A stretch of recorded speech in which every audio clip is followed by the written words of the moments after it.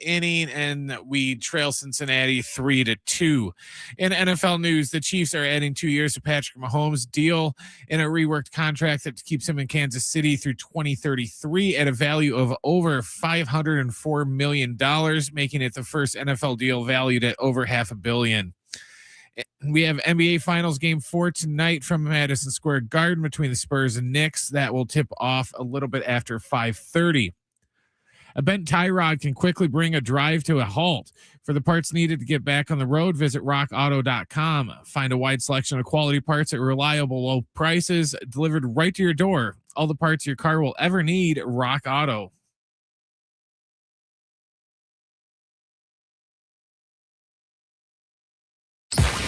It's Schaefer and Sliwa. John Schaefer. San Diego's own Alan Sliwa. You're Schaefer and Sliwa. All right, San Diego, Southern California, what's going on? We are here, Schaefer and Sliwa. All right. What a difference. I'll tell you what, Alan, 24 hours in Major League Baseball, like how we felt yesterday on the show, we felt pretty good. Did Padres we? Yes, they won the opener against the Reds. We did not feel good. But we feel a lot worse now, do we not, after last night? Good. They could have swept the Reds, and I'd still be sitting here like, wait, what's going on with this team? But how do you feel after last night when they had all the opportunities to win and they lose? And now we look up and they're trailing again in a rubber match of a series to Cincinnati. You can't lose the series to the Reds. You said you'd quit. Did you say that? You said I would have to do the rest of the show solo. First off, I didn't say any of that. Now I'm questioning if you're like indicating some things. No. Slee, you said you'd quit. You said you're out if they lose this game, right? You said you'd whatever you make would go towards my contract. That's what I said. Yeah, that's what you said. So it's been, but I will say this. Yeah, it has been a pretty heated 24 hours. Mm-hmm. Amongst Padres which fans. Is a little crazy because we keep kind of saying this whole thing of like, can it really get that much worse? That's been a very kind of valid conversation. And the answer to that question is, of course it can get worse. Don't challenge the Padres of whether it can get worse. And when there's 160 something games, you can't say there's a low point because there's just more and more still coming. I mean, it all boiled over, I thought, Alan, last night. Manny Machado in the 10th inning in a tie game, batting with the bases loaded and 1 out, needing to basically put the ball in play to win the game. 10th or the 9th? Was it the 9th inning? Might have been the 9th. One of the innings where they could have walked off. Okay, so you might be right. Could have been. It might have been the 9th. They had what was it? What were they? Runners in scoring position? Three for 20. But the bases are loaded for Manny Machado. The reliever on the mound, Alan, is just like some random guy throwing all these changeups.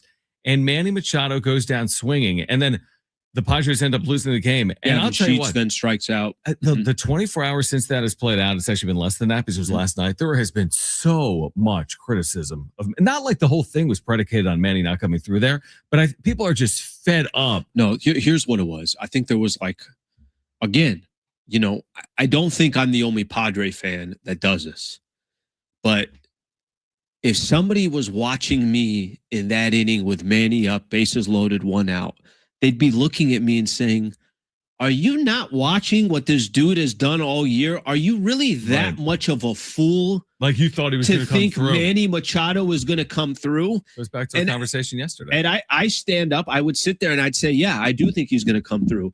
Texting with one of my cousins while the game is going on. And all I can just, like, when that moment happens, I'm saying to myself, I'm like, they're winning. Obviously, they're going to win this game. Like, yes, this has been an ugly game. Yes, runners in scoring position, they've been awful. Yes, the Cincinnati Reds are it's a battle of which two teams right now are worse. And let me tell you something. It's pretty damn close. And the Padres actually have the edge of which team's worse between the two teams. And when it's kind of an elevated fastball, swings right through it and just starts walking back. I'm like, oh, this guy's going to get demolished. And I'm an idiot. I'm an absolute idiot for having confidence he's going to come through. And he has been. I mean, the criticism reached like a fever pitch with Machado last night. And honestly, some of it, and I'm surprised I'm going to do this right now, I don't even think some of it is truly fair, considering everything is like predicated on one sequence. Everyone's going back to this one moment where he didn't come through. I mean, it is baseball. You're not always going to come through in that spot. Here is the issue, though, for Machado. It's that he just hasn't done it at all this year. I don't think people are looking at Like if you told me Manny Machado was balling and then struck out there, it's like, but he was hitting. Yeah, it's frustrating, and but he's Machado. How come you didn't make that happen? Completely agree. The problem with Machado, there's no defense to. Right. There's no way of defending. I agree. Completely agree. There's no way of defending him, and I think anybody right now that, and it's a combination of so many things. It's you're losing game after game. Yeah. The Mets aren't a good baseball team. They came in, took 2 or 3. The Cincinnati Reds, we could be sitting here in the next half hour. They could have taken 2 or 3. They're going through one of the worst stretches. Their best player, Ellie De La Cruz, isn't nowhere to be found. He's on the IL. Isn't even playing. You had a series against the Phillies where you went 0-6 over a span of we're joking around. They made Nola. Nola came in. Nola looked as good as Sanchez and Wheeler because the Padres made him look good on 2 separate occasions. Had a 6 ERA. So it's not just like it's Manny is a piece of it, but Manny is the face of it, if that makes sense. It makes complete sense because you know what happens? It's the same thing in anything in life. It's like there's always going to be a headline. The headline isn't the full story, but it is the headline, and people are drawn to headlines. The headline for me right now, what represents the Padres' offensive struggles is one man, and it's Manny Machado.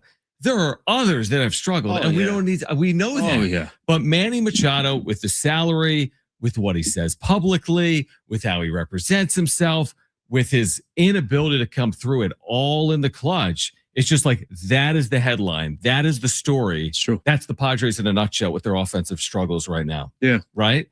And it's just so what you said too is, and again, Manny didn't have 20 at bats yesterday and went 3 for 20 with runners in scoring position. Right. He actually had 2 hits yesterday.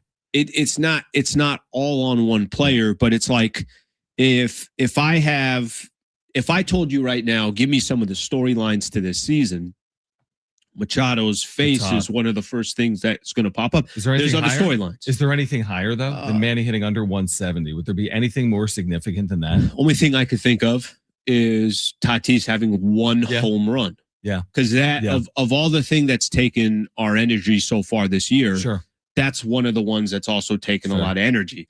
The Pavetta thing has become more of a back page. Even the Miller success has been a little bit more of a back page because they haven't been winning. Still has a 1 ERA.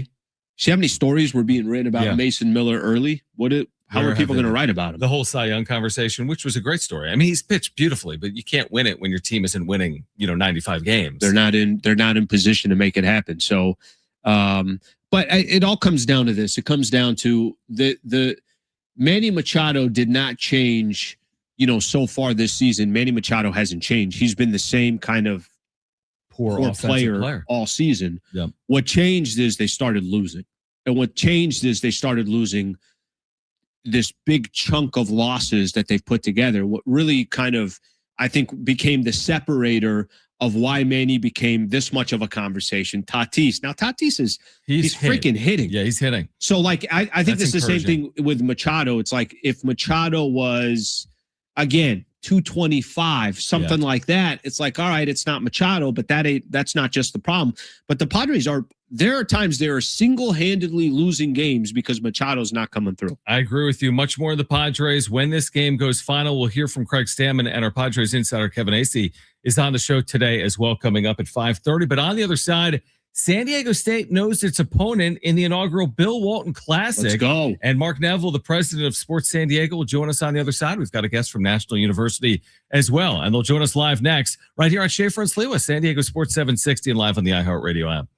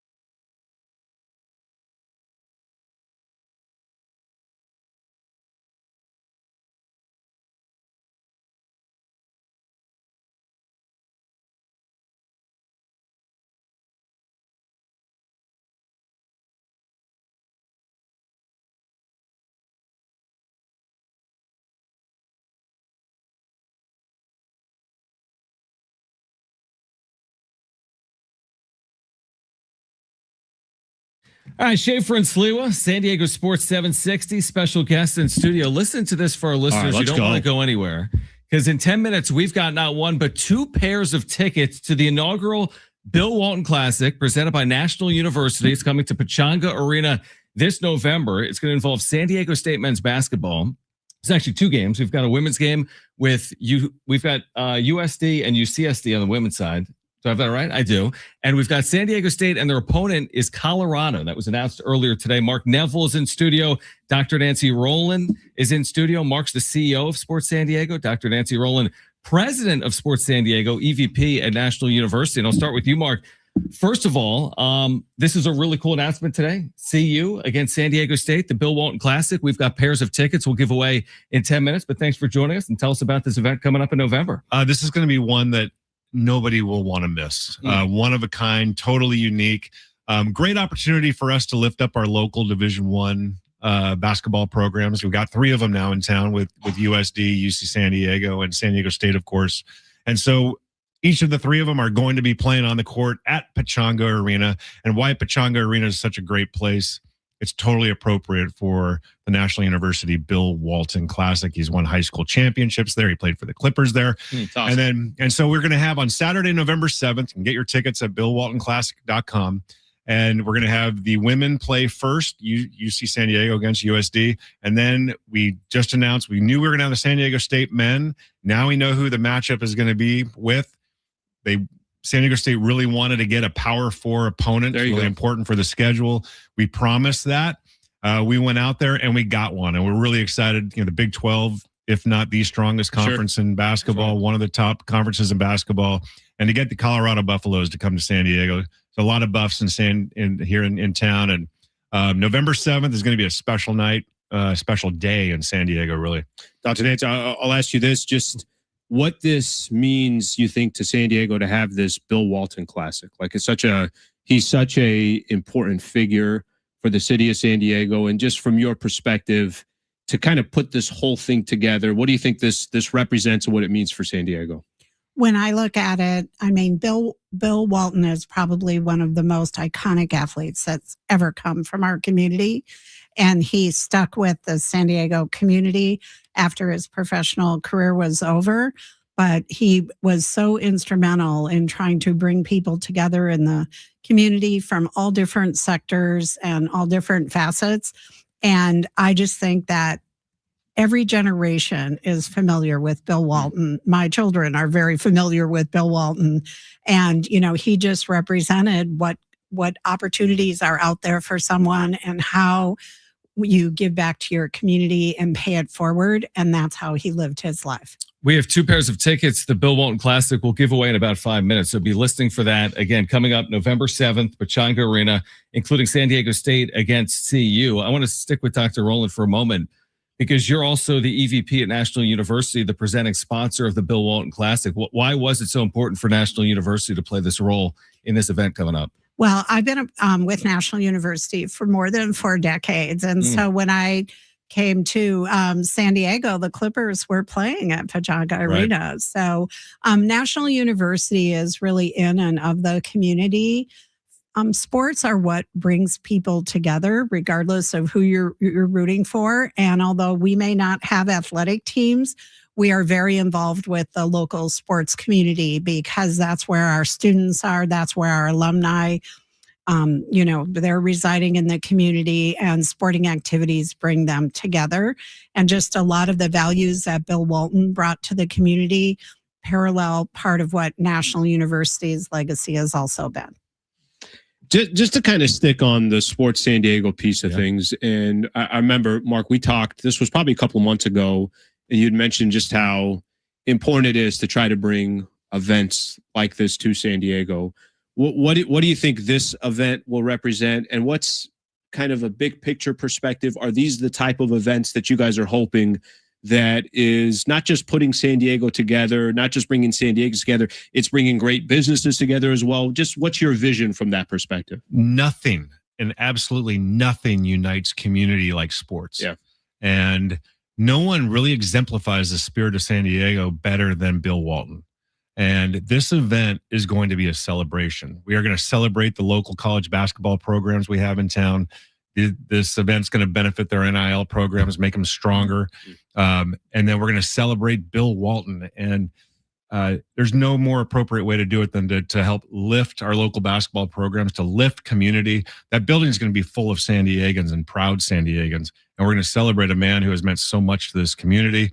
And it's going to be Bill Walton overload, man. I mean, we're going to have Grateful Dead music being played out in the parking lot, lava lamps lighting up the concourse, tie-dye everywhere, tie-dye on the court, tie-dye uniforms, all that stuff. This is going to be the coolest event maybe that we've had in San Diego and all of San Diego in a long time. So it's going to be pretty spectacular. It's going to be awesome. Tickets at BillWaltonClassic.com, by the way, available right now. The men's game and the women's game. The men's program at San Diego State taking on Colorado. That was announced earlier today. Again, tickets at BillWaltonClassic.com. We'll give away a couple of pairs of tickets to this event coming up in just a few moments.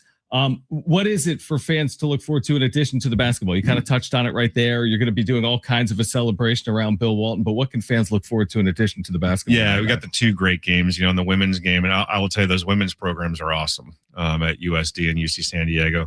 Men's program, I think we got a really good matchup. I think San Diego State against Colorado is going to be amazing, but it's for the fans. We concentrate on the experience. It's something that you're going to come. Yeah, you're going to enjoy basketball, but you're going to get a huge feel of what who Bill Walton was and what he meant to the community with the music. I mean, music meant so much to him. The colors, the tie dye, the history. He grew up here. He went to Helix High School, where my kids went. He won a couple high school championships there at Pechanga Arena. And then going on and maybe the greatest college basketball player that's ever lived, an incredible career in the NBA as well. And then when he retired and still in his announcing days and then everything he's done for our community, he deserves to be celebrated. And this is going to be the ideal way to celebrate Bill Walton. Now, we hope the entire community comes out for this because it is going to be an event that people will not want to miss. It's perfect to tie it into, obviously, college basketball. It's perfect to tie it in with Bill Walton. I think you're going to get a lot of San Diegans that will be excited to come out to the event. So congratulations to all you guys, obviously putting this together, and I'm sure San Diego is going to be behind it and supporting it. Yeah, and thank you to Nancy and National University, because this event is not happening without them, and so it's going to be a special night, huge celebratory night right here in San Diego on November 7th. We're absolutely thrilled, and National University knows that this is something that our whole community that we work with will be really excited to attend and support, because anyone who's a basketball fan, they may not have been rooting for Bill Walton's team, but maybe they were rooting against him. But that really touches on so many different generations, and he's such a, classic San Diego icon, and we're excited to do this. San Diego State, Colorado, the men's game, UCSD, USD, the women's game, November 7th, Pechanga Arena, the National University Bill Walton Classic. Thank you to both Mark Neville and Dr. Nancy Rowland for joining us here this afternoon. Schaefer and Sliwa, appreciate you guys. How about this? Thank you, guys. For our listeners, we had our two guests. We have two pairs of tickets for this double header. Call right now. Be callers 6 and 7. Hey. To 877-767-4760. And you are going to the National University Bill Walton Classic. Call right now, caller 6 and 7. 877-767-4760. You need to call right now. You get 2 free tickets to the National University Bill Walton Classic. 877-767-4760. Appreciate you guys for swinging by today. We're looking forward to our pleasure. The game on November 7th. It'll be right here on San Diego Sports 760. For San Diego State, we'll get back to the Padres wrapping up their series against the Reds. Kevin Acee will join us in the 5 o'clock hour. We'll hear from Craig Stammen. Stay with us on Schaefer and Sliwa, San Diego Sports 760, live on the iHeartRadio app.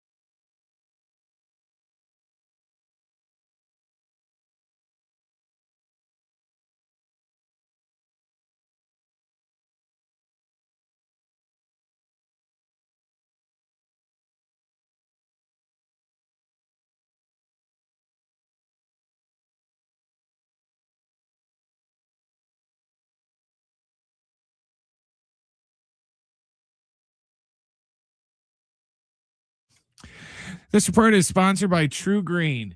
Padres and Reds are playing game 3 of their series right now at Petco Park. They're in the bottom of the 8th. The Padres are trying to make a comeback. They trail the Reds 4-3.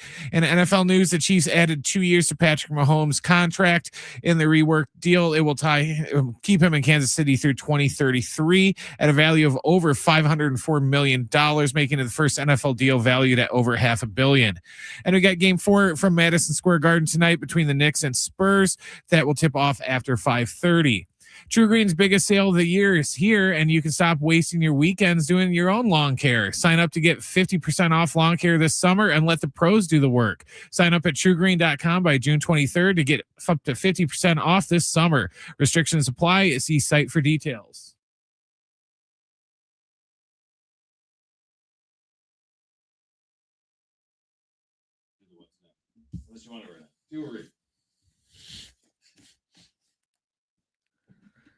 That really makes me not want to do the read. Saying to a read.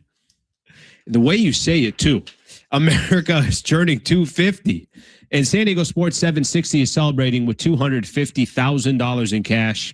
Listen for your chance to win $2,500 so you can take that ultimate American getaway. Visit the states, the cities, landmarks, and national parks that make our country amazing. Win your share of $250,000. Just listen for the keyword, then enter it at sportssd.com. Your next chance to win coming up after 5 p.m. right here on San Diego Sports 760. Do you think it's stupid? Yes. To start a conversation like that. Do you think it's stupid that we put so much on every single game? As in, if the Padres won this game today, and they still may, we'd be like, all right, we're able to win the series.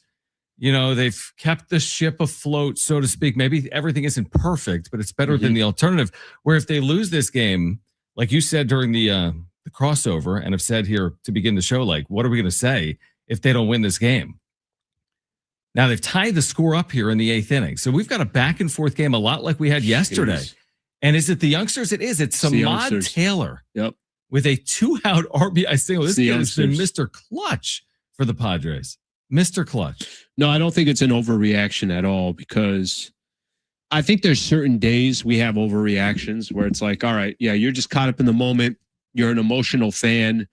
You need to shut the hell up, Sliwa. Right? Like, I think we all have moments like that, right? Where we're just, it comes with the territory. But there's nothing that they're doing right now that's an overreaction. It really isn't. Like, I think the only thing, if I was underplaying it, if I was like, everything's fine, they're going to be all right. That's, that's just almost idiotic. Brother, they've been playing bad baseball for a solid month for the most part. Right. And there's also been a lot of people telling us about this team and this squad, and hey, this is probably not going to be the team that when the dust settles is going to be competing for a World Series. And we're like, yeah, but good teams find ways to win. Right. I don't know how many times I said that over the first 45 months or 45 days of the season. So I don't think it's an overreaction. I think it comes with the territory. I think it's completely fine. It's funny because yesterday we spent a lot of time saying, can the young guys actually be part of a solution for more than just a day or two? Like, can it be a long-term solution? Could someone like Samad Taylor or Jace Bowen really turn their team around? I'll tell you what, man. What's long-term? Define long-term. Long-term would be like he basically plays the rest. I was going to say plays almost the rest of the season. Earns the job, and sure. I'm not saying he's going to do this all year long, but he called himself a spark plug. And Alan, he's been a spark plug. Every single game. He has played a significant role, including yesterday. And today, again, a big 2-out hit in the 8th inning to tie the score against the Reds. So, like, what's the value of that? You can't, overstate it. It feels like the team is different. Now, they're not winning every game, but it does feel like a different team a little bit. But that's why yesterday was such a frustrating game. Yeah, because you didn't win that game. You were in a position 38 times to win the game. Right. You were in a position to, and they're at a stage again, like if you're playing Atlanta and you lost 5-3 and 11, it's like, I get it. It's Atlanta. They're playing the Cincinnati Reds without Ellie De La Cruz. Like there's, I think a lot of some of the frustration also matches who you're going up against. What's the team look like? Give me kind of the narratives of the actual game. Yesterday's game was brutal to watch. Just brutal to watch. Yesterday was one of those games where your emotion is not the same for a 6-1 loss where you were never in it. Right. Not every game is created equal. So when you go back to when you say, do we get too emotional game to game? I don't think so. I think it just kind of depends on, there's a lot of variables of what it depends on. Well, it's deja vu all over again, because last night the Padres and the Reds are playing a game that's back and forth and low scoring and goes to not just the 10th inning, but an 11th inning. And here we are again with these two teams tied heading to the 9th inning. It's the rubber match we said before the series. Remember, we said it's two teams heading in the same direction, unfortunately, towards the bottom. Yep. And someone's going to lose the series. That's what we said 2.5 days ago. And here we are, same thing. And as we've talked about for 5 minutes, it's like, man, the difference right now between walking off against Cincinnati, day off, heading east, 9-game road trip, or being beat in this spot again. Remember, they're built to win games like this. They're built with their bullpen first to win games like this. It just feels significant to me with tomorrow being an off day, the way the team is playing. That's a good point. Yeah, you're right about that. That is significant. To win. That is significant. And look, they've battled to tie the game up 4-4. But the significance that I think, I don't know where your confidence level is, but yesterday I swear I would have bet a lot of your money that they were going to win the game. Win. I thought they were going to win. Right. Yep. So even right now, if I'm sitting here and I'm like, you know what? They found a way to battle back. I also am not surprised they give up a solo and they lose 5-4. Right. Like they're starting to train us a little bit. They're training us. There was a time earlier in the season where they were training you that they're never out, that they could come back in the 7th. They could come back in the 8th. Don't count the Padres out. Now they're starting to train you the other way. It's like you start looking at that score. How excited can you possibly get? So, and the only way that obviously changes if their play changes. Completely agree. Can we go back for a moment to last night what Craig Stammen said about Manny Machado? Yeah, I think that's a topic. Because yeah. It's interesting because every Padre fan, by and large, not without exception, but most Padres fans right now are just sick and tired of Manny not coming through in most manners, whether it's in the clutch or just at the plate in general. And last night, Manny had this big opportunity to potentially win the game. Can I ask you this question? What do you think frustrates them more? Is it frustrated? Because I'm being honest here, I don't know the answer. Yeah. Is the frustration, like if you had to rank your Manny frustration, is it frustration because he's on such a long contract with so much money? That's frustrating. And he's 33. That's frustrating. Is it frustrating because he has the worst batting average in all of baseball? Is it frustrating because is it like specific moments where it's like, Manny, just come through this time and let us kind of praise you for a day or two and he doesn't come through? Like, what do you think is the most frustrating part of Manny right now? How bad he's been. Or what he says or the analytical stuff. No, it's just that he's bad in big spots. Like he's just been bad in general, but he's even worse in big spots. That's true. I saw recently, I forget what it is, going back to the beginning of 2025, he's hitting under 200, I think, with runners in scoring position. Like he's just bad in big spots. Yeah, Craig Stammen. Yeah, because it's elevated in those spots. Yep. Yeah, Craig Stammen says Manny Machado is the batter he would want up there in those big spots. This was Stammen postgame last night. Yeah, and I'll put Manny in those situations tomorrow, the next day, the day after that, the rest of the season. Yeah, I trust him more. I trust all of our guys, but I would put him in that situation over many, many, many others. And I'm sure other managers would do the same thing on their team. But for me personally, nobody I'd rather have at the plate. You think he's being completely truthful saying that? No, of course he's not. Because I would pick a lot of others on this team.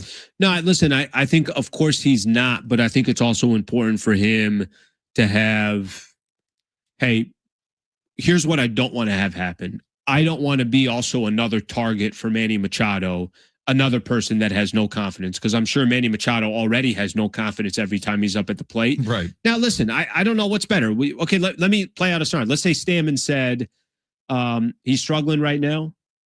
I know who Manny Machado is. Eventually, he's going to turn it around. Right. I think the fact that he's saying there's nobody else I'd rather have at the plate is why you say, hey, can we play that clip of Craig Stammen who's saying there's nobody else he'd rather have at the plate? Could Stammen have maybe put it a different way? Sure. I mean, Manny doesn't believe him. That's what I was saying. Exactly. Like, is it even truthful to the players in the clubhouse? Even to Manny. Manny Machado is a pretty honest individual, even when he speaks with the media and a polarizing figure. I don't have an issue with Stammen saying it. I get it. You're asked questions each and every day before and after games. What are you supposed to say? To your point, it's been a disheartening watch. And you just hear over and over and over again, they're going to come through. They're going to get their numbers. They're going to get it going. Mm-hmm. We'll believe it when we see it, I guess is where I am right now with the Padres. About to begin this again, a 9-game road trip after today. Off tomorrow, going to Baltimore. I don't even know where they're going. They're going everywhere over the next 9 days. And I don't think it gets easier. They come home, they play the Dodgers. They got maybe Atlanta come. I'm making it up. I'm going to make up their schedule. I'm going to look it up right now. But they are going to go. They're getting closer to that stretch where basically every squad you're playing is going to be, obviously incredibly tough matchup. Give me their I'll look at it schedule here in a coming up. second. They're going to Baltimore. Then they're going where? They go Baltimore, St. Louis, Texas. And then they're home for who? Then this is where it's like, all right, this is going to be some of, obviously the most challenging piece of the season. You go Atlanta? 3 against Atlanta, 3 against the Dodgers, 3 against the Cubbies, 4 against the Dodgers, and then 4 against Arizona. I just looked at that last night. By the way, Toronto to close it out. Yeah, before the All-Star break, right? I was looking, I'm like, man, this is really That's like a stretch, yeah. It's a stretch where you're going to need to play well to have a chance to win a majority of the time. Like you're not just gonna by happenstance have a good record through Let's that put it this stretch. way. Let's put it this way. You play the same way you have in these 6 home games. You're not gonna win much. Mets, and actually, no, you go further than that. The way they played against Philadelphia, the way they played against the Nationals, the way they played against the Philadelphia before that. Brother, you go through a stretch where you're trying to beat the Dodgers and the Braves and even teams like the Cubs, who I know the Cubs haven't been all that good. I know Arizona's but these are literally, some of these teams are the ones that you're trying to hold on to for that final wild card spot. We shall see. Again, we'll see if they can win this series against the Reds that is heading to the bottom of the 9th inning at Petco Park. When this game does end, by the way, we'll hear from Craig Stammen once again, his post-game thoughts with the media. By the way, today, we have great giveaways for you that we'll tell you about over the course of the show. We'll tell you how to win tickets to see Chris Stapleton July 11th. Also how to see Dave Chappelle on June 21st at Viejas Arena. But on the other side, we haven't often gone down the what's new path on Schaefer and Sliwa, but we will do that, Brent, just so you're aware. On the other side, when this game ends, you're going to hear from Craig Stammen, and Kevin Acee will join us coming up today at 5:30 as well. This is Schaefer and Sliwa on San Diego Sports 760 and live on the iHeartRadio app.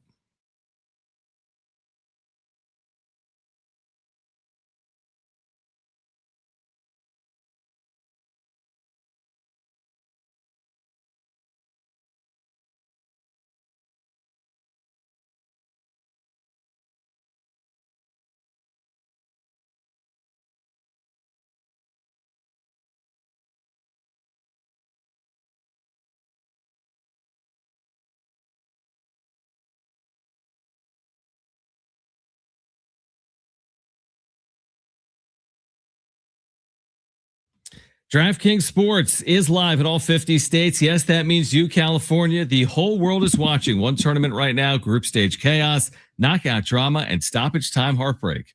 The DraftKings Sports app is now, and it's live in California. So whether you're catching the early kickoff before work or the late match at the bar, you're in on every minute, every match, every moment, all in one app. Right here in California, the world's biggest stage is in the palm of your hand. New DraftKings customers sign up with code SD760. Spend $5 to get $200 in total rewards. That's code SD760. In partnership with DraftKings, the crown is yours. Event trading offered by DraftKings Predictions, a CFTC registered introducing broker. Trading involves risk of loss. Market availability varies. Eligibility restrictions apply. $50 every 7 days via click to claim. Issued in non-withdrawable predictions dollars that expire in 1 year. Ends June 28th. Terms dkng.co/predictions promo.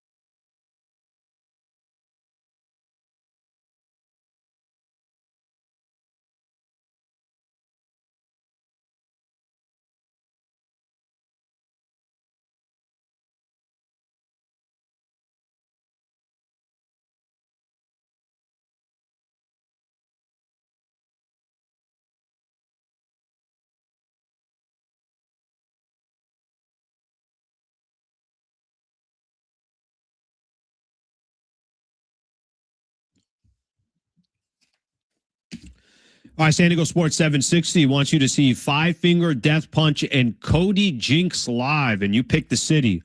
We'll handle everything, including the gold merch VIP package. Just tap the contest tab when you're listening to us on the free iHeartRadio app to enter.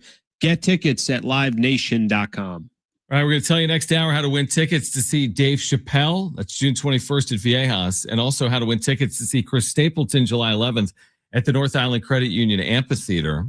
Now, we haven't often used this feature on our new show, Schaefer and Sliwa. But one of our theories was, hey, let's kind of introduce ourselves to each other and introduce some of the things that we're doing to our audience. So let's do it right now.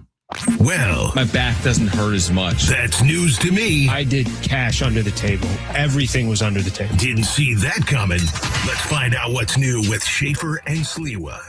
All right, here's what's new for me, at least. Okay, I'm moving into a place this Friday, so technically I get the keys on Friday. Tried getting them for tomorrow, and basically they're like, "Yeah, we'll give it to you on Friday." So I've been spending. Yesterday we were talking a little bit about this. I'm like, all right after the show, it's like I have a new job. I gotta furnish this place. You got like 48 hours to get this place ready. But I'm like starting from scratch. And by the way, shout out to I don't know if he's listening right now, but shout out to ChatGPT, who's been just really helpful through the process. I just want to shout out my new friend. So yesterday I'm going around, and listen, if you're a San Diegan, like, you kind of know all these places, right? You got like More Furniture, Ashley's Furniture, Living Spaces. This is the ads that you've been hearing over the years. Jerome's, the ads that you've been hearing for a long time. So I'm like, all right, well, I'm just going to start going to some of these places. Brother, this thing is so overwhelming. This thing is so overwhelming. So I got to yesterday I went, got a mattress. I actually ended up, this was like my first, got this out of the way. They'll deliver it. The idea is they deliver it Friday morning. And you always want to start with a mattress, by the way, because you're probably going to be sleeping at your place. Good point. Plus, the other reason why, shout out ChatGPT, just a good friend who basically said, hey, let's go mattress first. Let's work our way back. Yeah. I went yesterday. Okay. How many times? Listen, you tell me. Have you bought a mattress a couple times? One time? I only recall one time. Okay. Within the last 5 years. Listen, maybe like, I don't know, 12 years ago, I bought like another time, something like that. Like a car. So yesterday I'm going in, and I just got like it's so funny, brother. Like this is a cool dude, really nice guy. But go in and they close like at 8:00.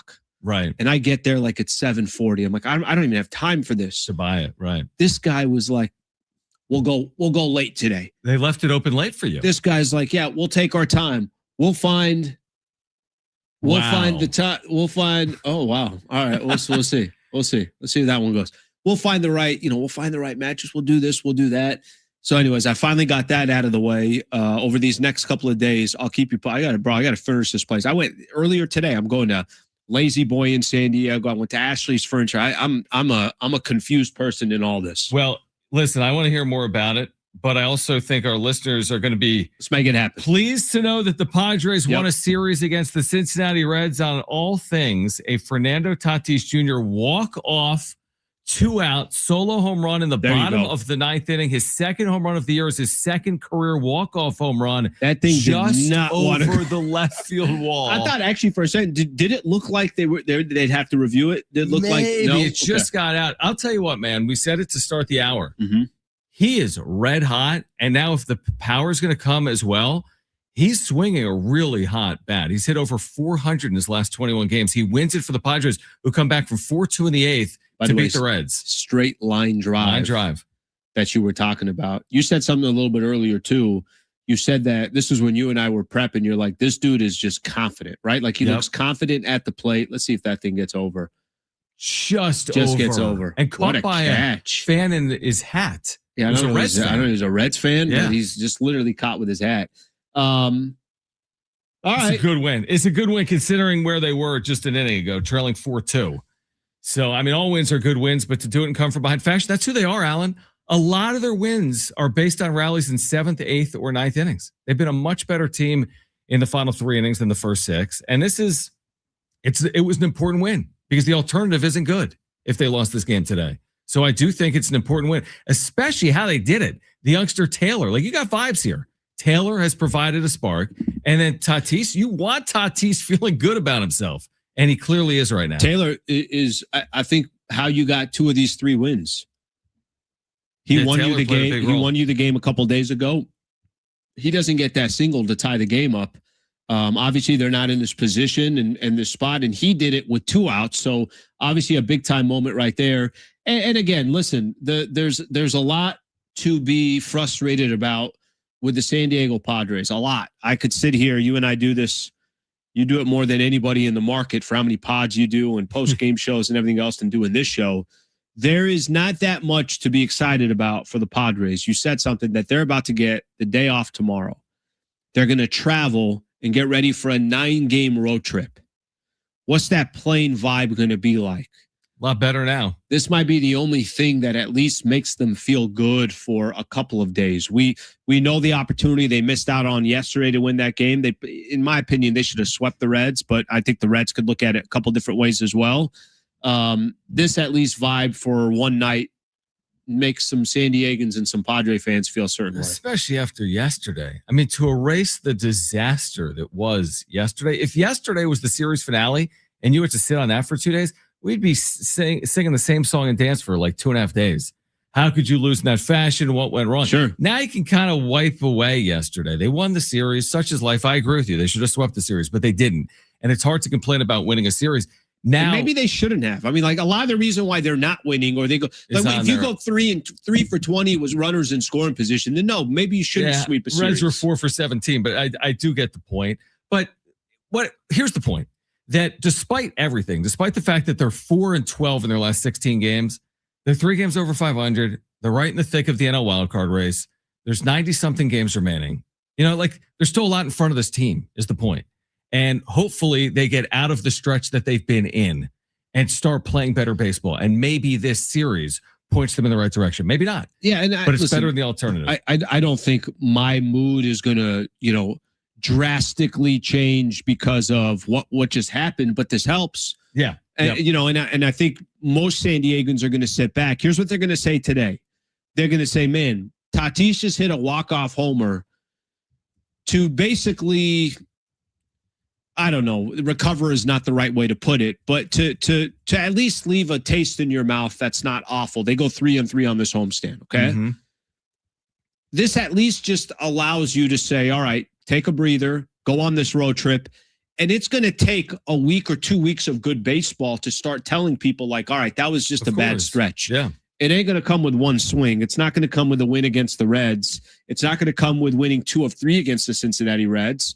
But they got the job done today. I don't think that necessarily changes my perspective about the Padres and what they be doing. I'm just trying to be real and honest. I'm sure somebody's going to sit here and say, oh, you're just, you're be more optimistic. No, I'm just going to be more honest about it. This game doesn't change what's been Padres baseball over the last 30 days, unless it does change it. And here's the thing. I agree with that. But again, we have to consider the alternative.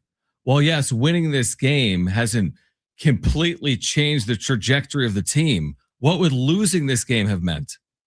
Like the alternative was not a good one after yesterday. 1 hour ago, they trailed 4-2 in the 8th inning, or less than that, 40 minutes ago. Yeah, no, we thought it was a guaranteed out. Staring down the barrel of a home series loss to Cincinnati. To their credit, they picked themselves up.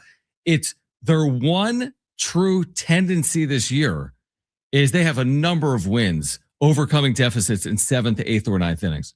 And it's been a huge calling card. Gavin Sheets, Nick Castellanos, when's the last time Taylor. They did it?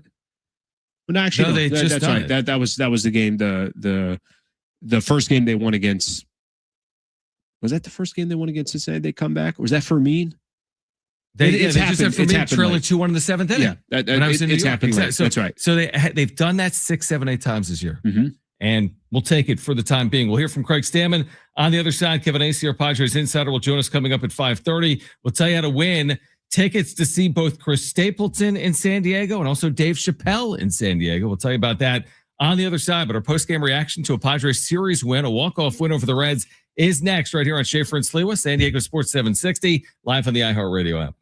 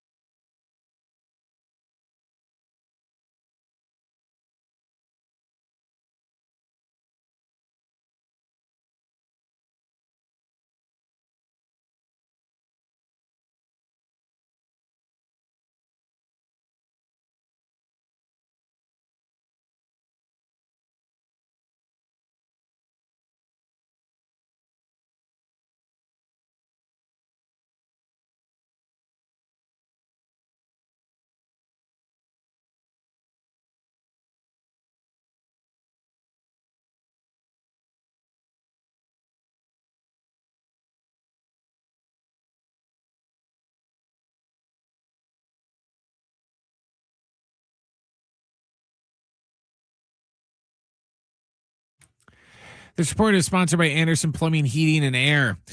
The Padres and Reds just finished the game 3 of their series down at Petco Park. The Padres won it off a walk-off home run by Fernando Tatis Jr. In NFL news, the Chiefs are adding 2 years to Patrick Mahomes' contract in the reworked deal that will keep him in Kansas City through 2033 and at a value of $504 million, making it the first NFL deal valued at $500 million. And we got NBA Finals Game 4 tonight from Madison Square Garden with Spurs and Knicks. That will tip off after 5:30. Choosing the right home service company isn't just about fixing what's broken. It's about trusting who's in your home. That's why homeowners count on Anderson for friendly professional service that keeps everything running right. Visit AndersonPHA.com.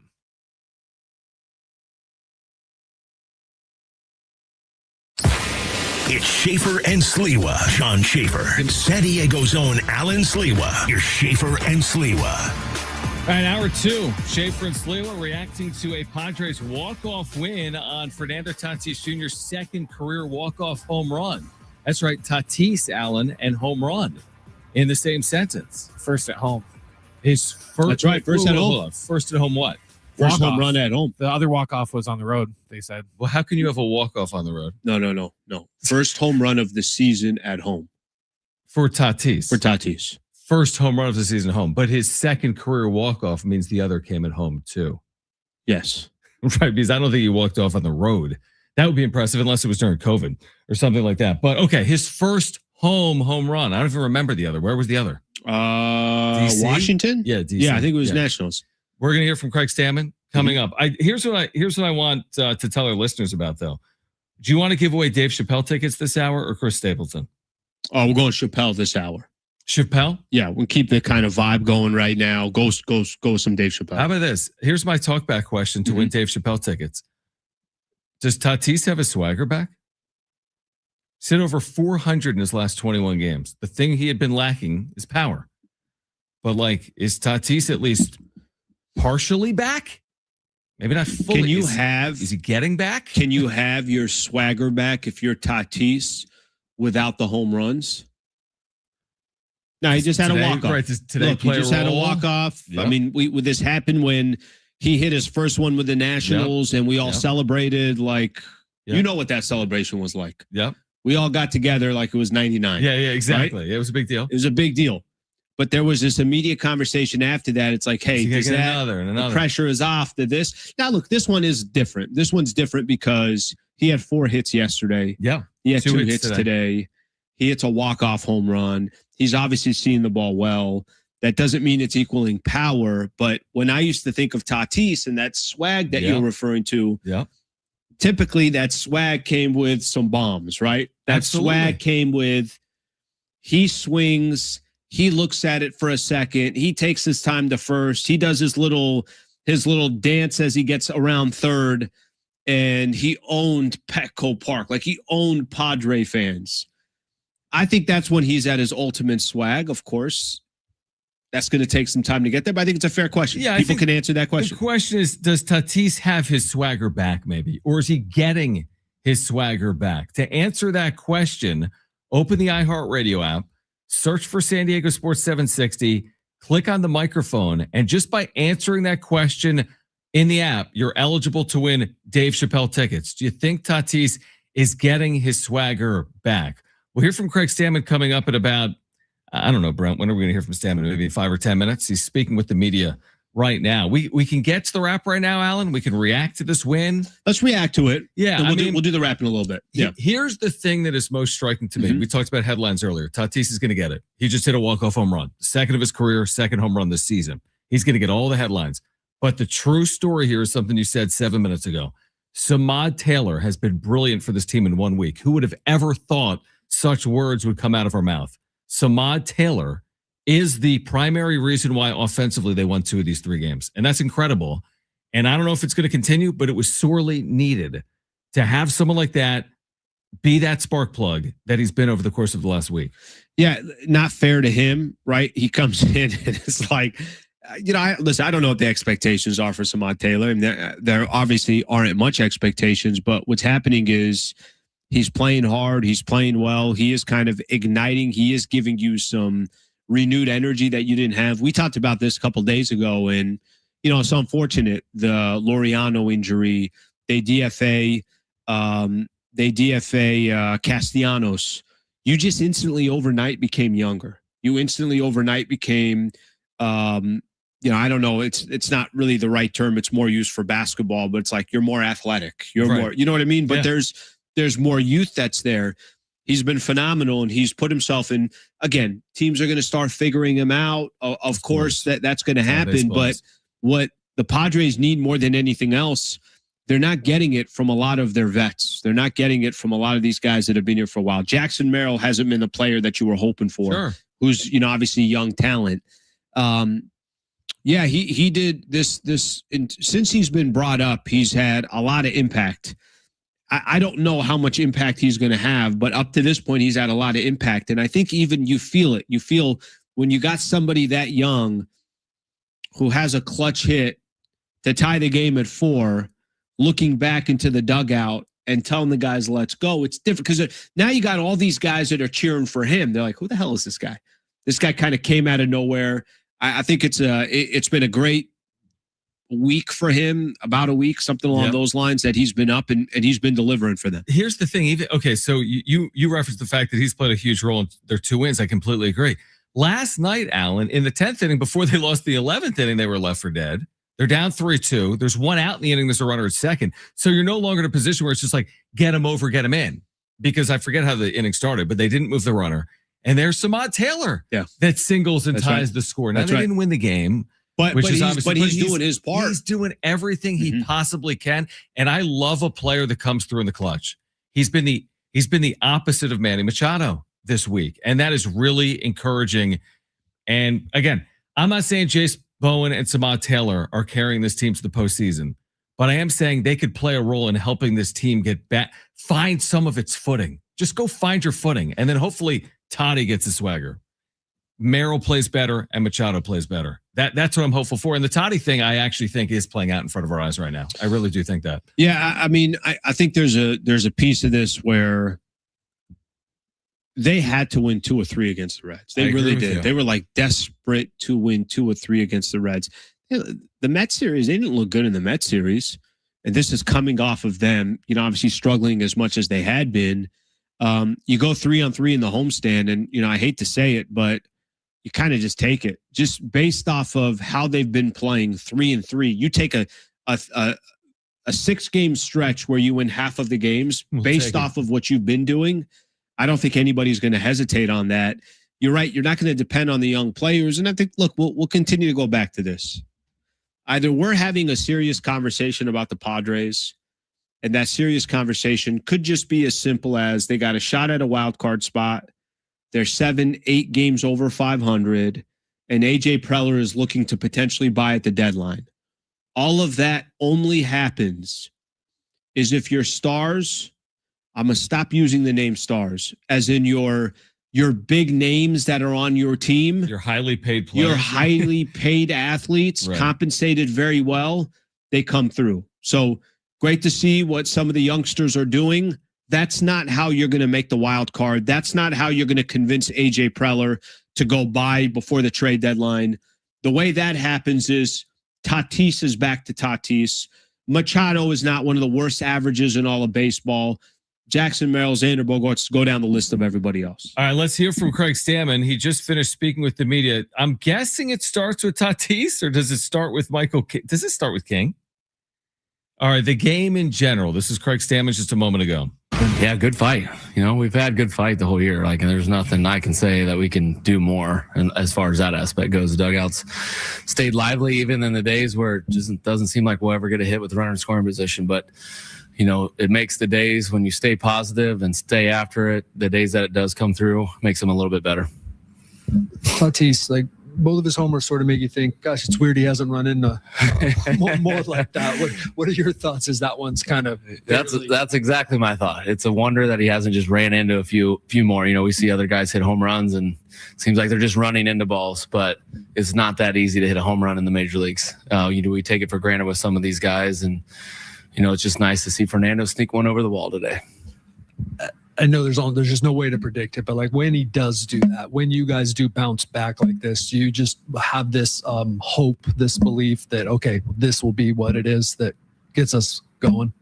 Yeah, I think we're I don't know if we expect, like, as the season goes, like what that'll look like. Right now we're like so entrenched in like just getting through the day and being positive about the day and making it a good day that, a game like today, you get down a couple runs there and we haven't been scoring runs, to keep at it, to still believe that we got a chance to come back. I think that's a testament to these guys believing in the day and not worrying about what's in the future or what's happened in the past.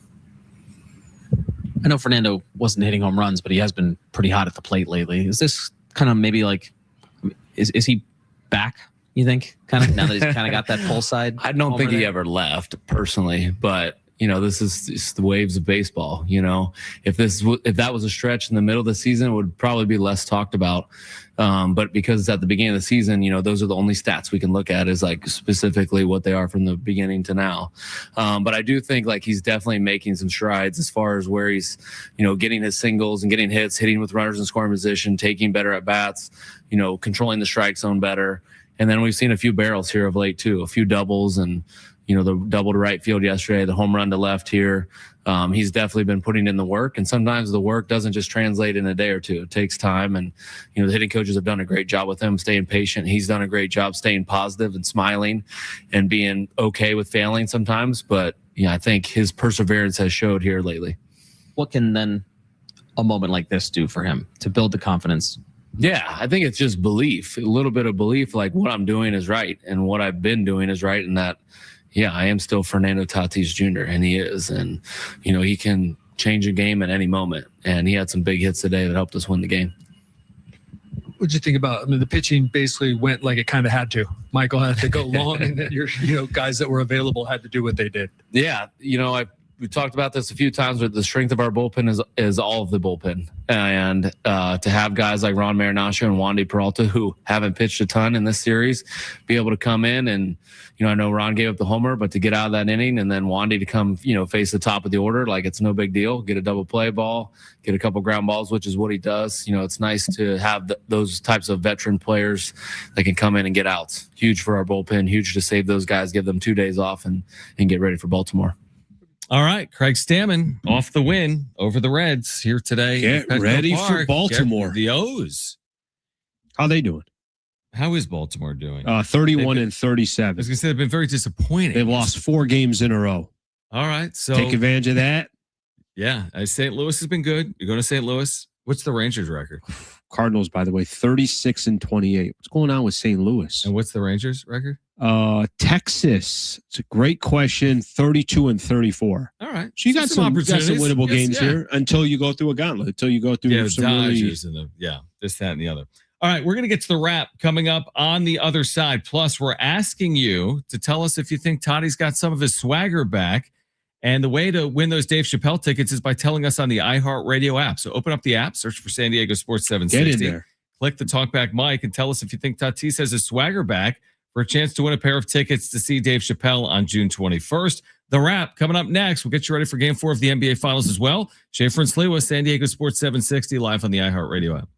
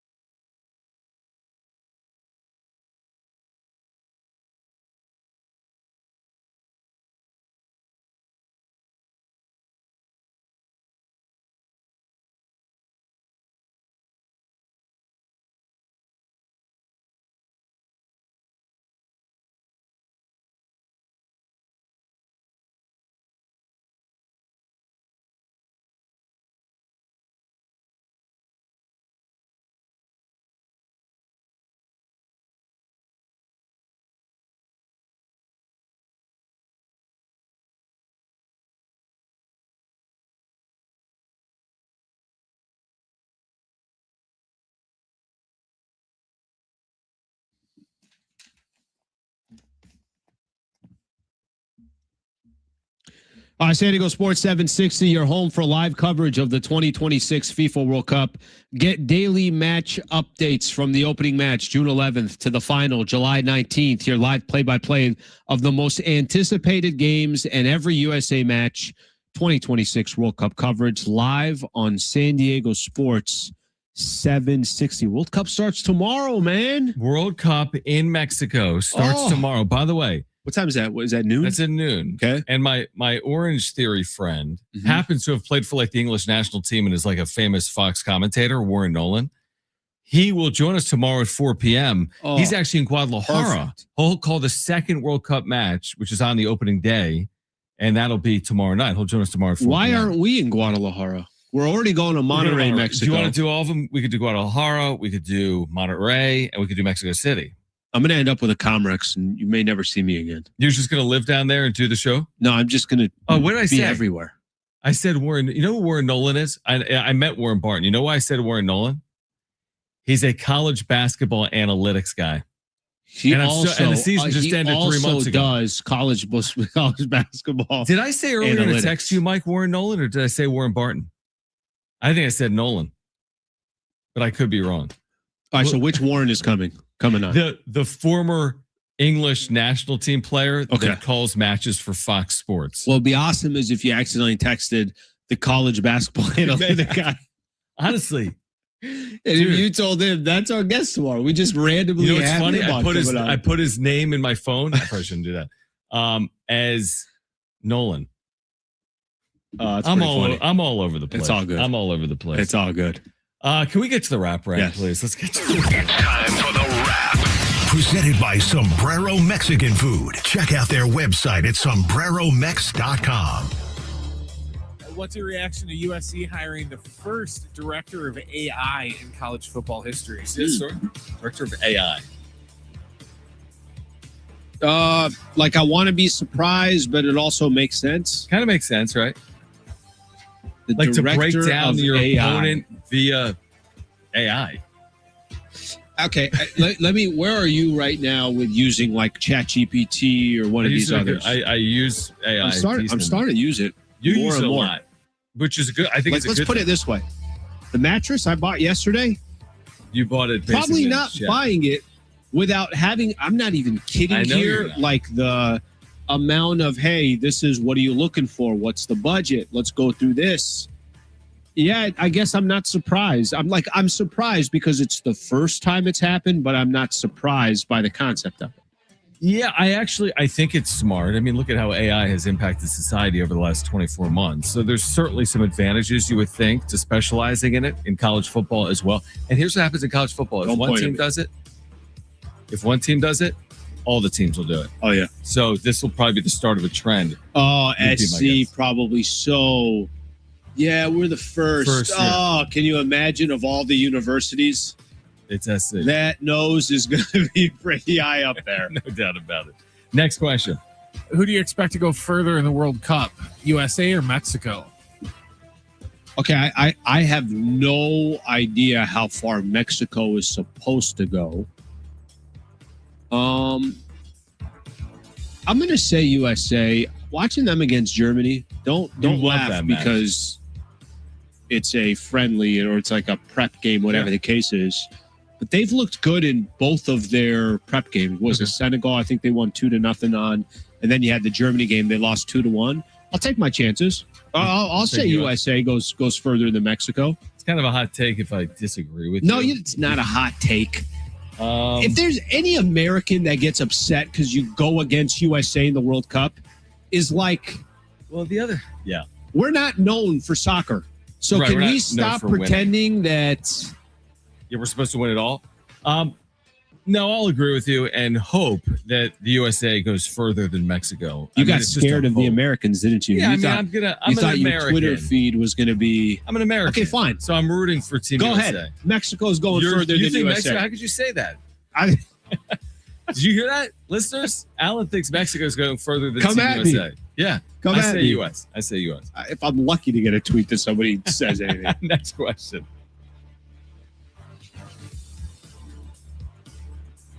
Who wins Game 4 tonight in the NBA Finals? Game 4 tonight. Game 4 tonight. Who wins tonight? Oh, I know where you're going, and you know where I'm going. Yeah, I gotta continue to go this way just because I was really surprised Spurs won game 3.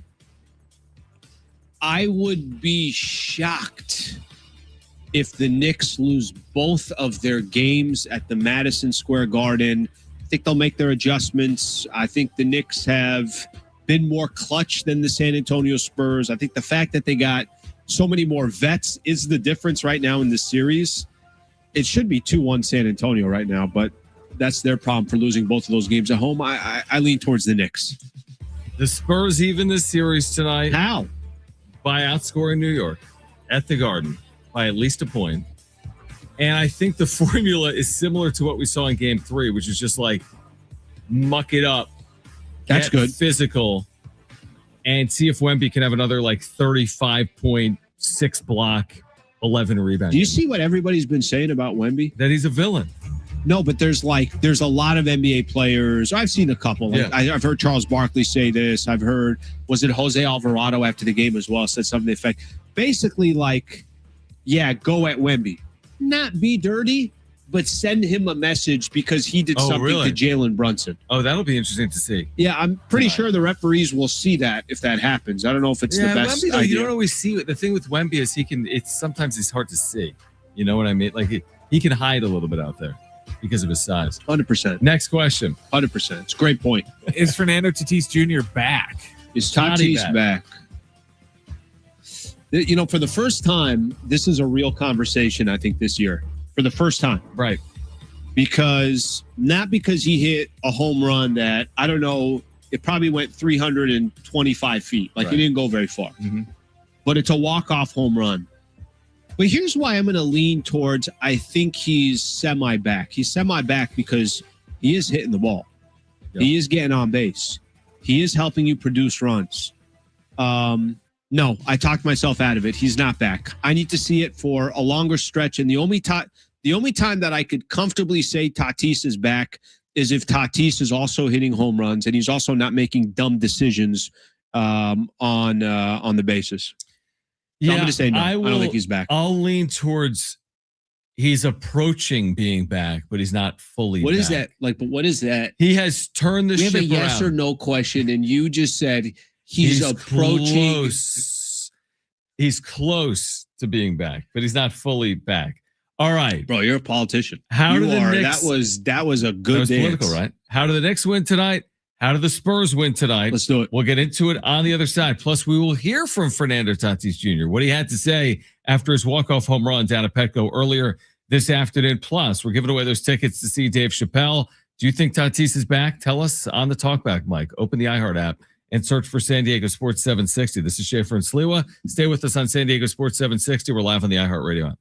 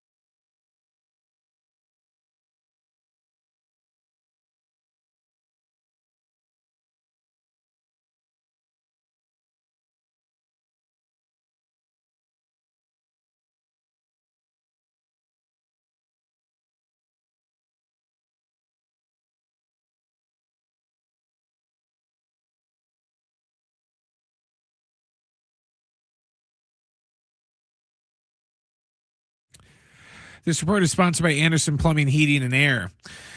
The Padres and Reds had game 3 of their series today down at Petco Park.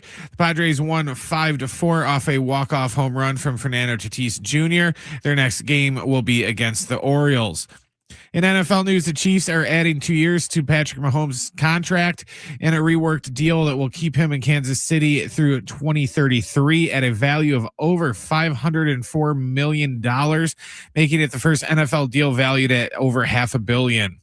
And we got game 4 from Madison Square Garden tonight. New York is going to take on San Antonio. That will tip off after 5:30. Choosing the right home service company isn't just about fixing what's broken. It's about trusting who's in your home.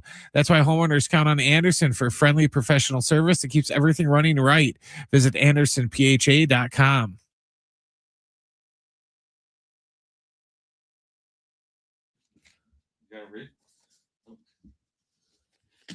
No, just looking over the paperwork. Are you? Yeah. Just signing a loan. What's it say? This says that you should start talking. Yes. So go ahead. Oh, you want me to talk? Yeah, there's no next read is at 4:49. Okay, all right. Why do you always have to look like towards my area of what I'm doing? I felt like you had something to say, and Brent had said earlier. Yeah. That there's a couple of more reads. If I'm being honest with you, I thought I had a read. I thought you did too. And I set up as if a read was coming. It was a pump fake. It was a bit of a pump fake. We're going to try to find what Fernando Tatis Jr. had to say post-game after his walk-off win. Yep. We'll share that with you coming up, hopefully, in about 15 minutes. Plus, by the way, our Padres insider, Kevin Acee, will join us at 5:30. Get your talkbacks in. If you want the Dave Chappelle tickets, tell us if you think Tatis is back. Open the iHeartRadio app. Get your talkbacks in if you think that Fernando Tatis Jr. is back.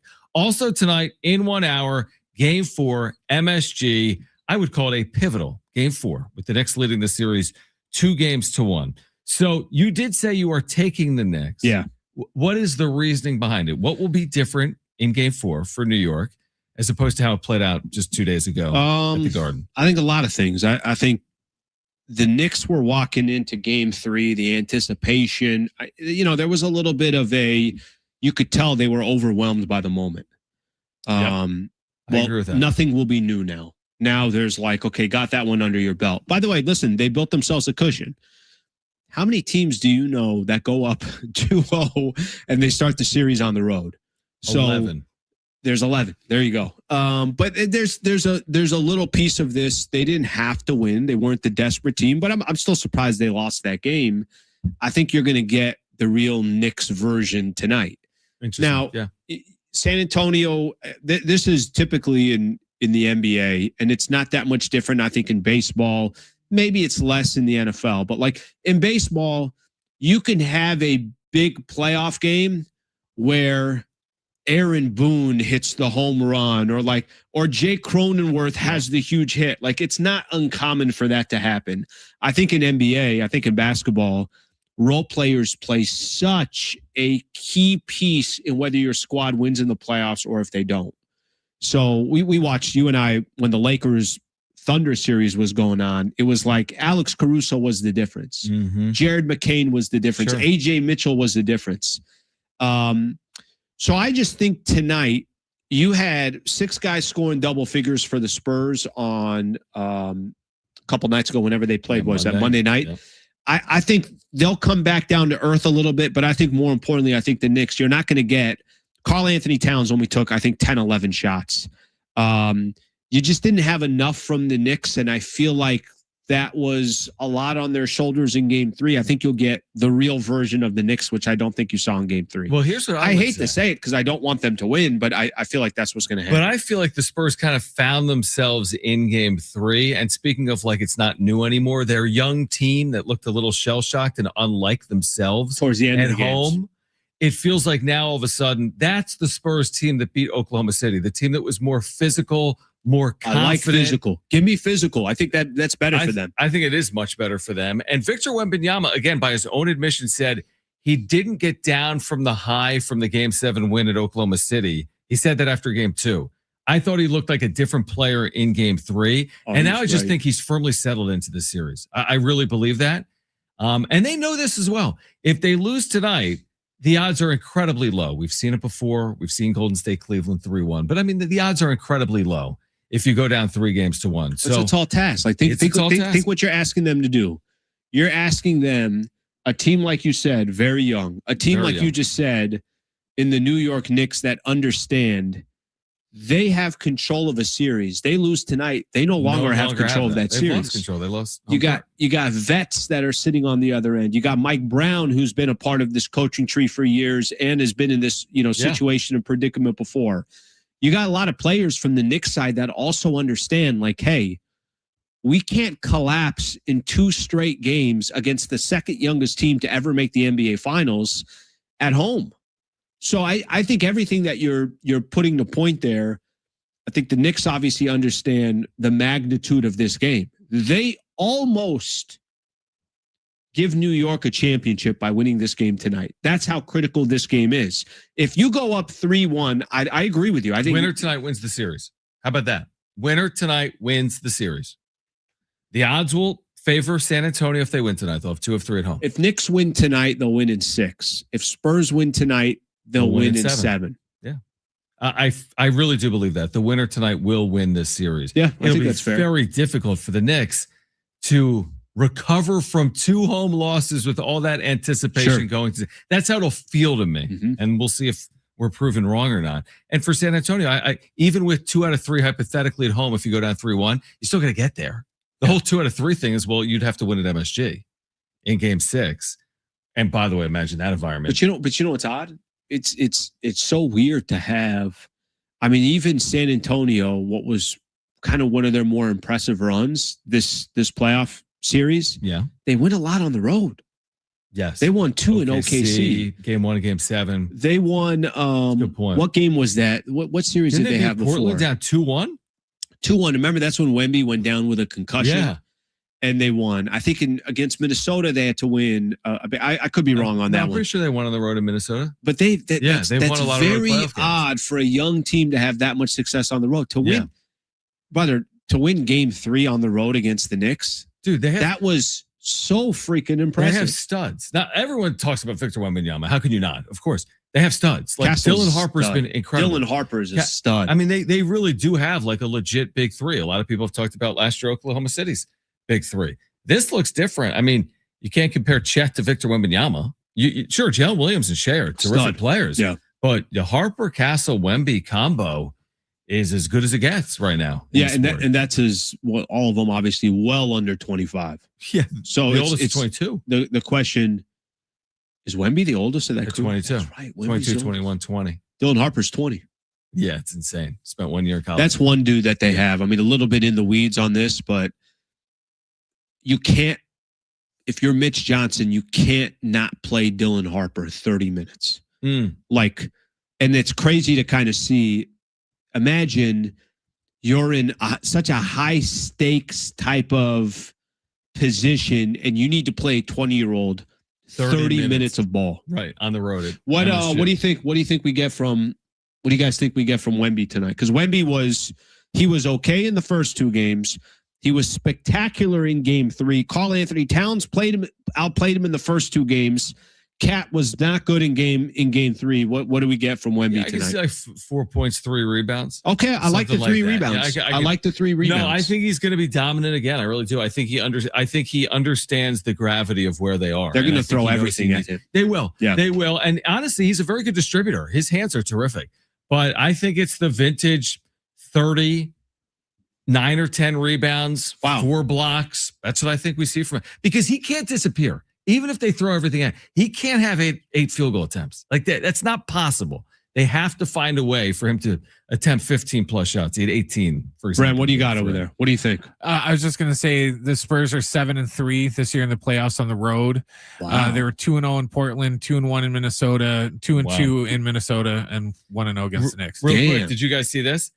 Game 3 is the largest NBA Finals Game 3 audience since 1998. 23.8 million viewers for Game 3. That's a huge number. 98, isn't that Jordan's final? His last championship? Yeah, that's the Jazz series. Was that the 6th? I think that's Game 6, the push-off. That's crazy. Well, this is the highest rated Game 3 since maybe that series. since that in series. 1998. Yeah. So 23.8 million viewers for game 3. All right, back to the Did Padres. Jordan push off the talkback?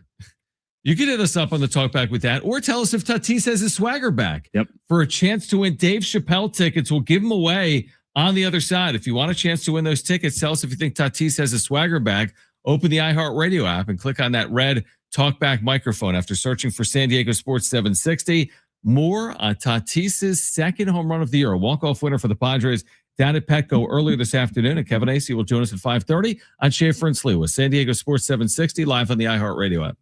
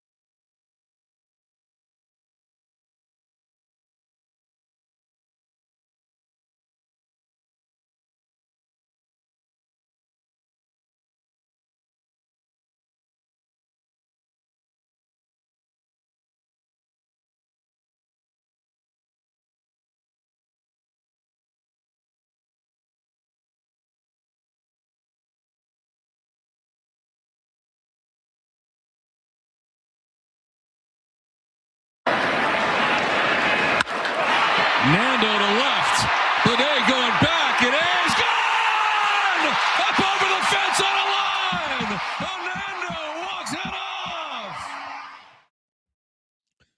right, great call, of course. Don Orsillo right there. Padres beat the Cincinnati Reds. They win the series 2-1 and 5-4 in the game. America is turning 250, and San Diego Sports 760 is celebrating with $250,000 in cash.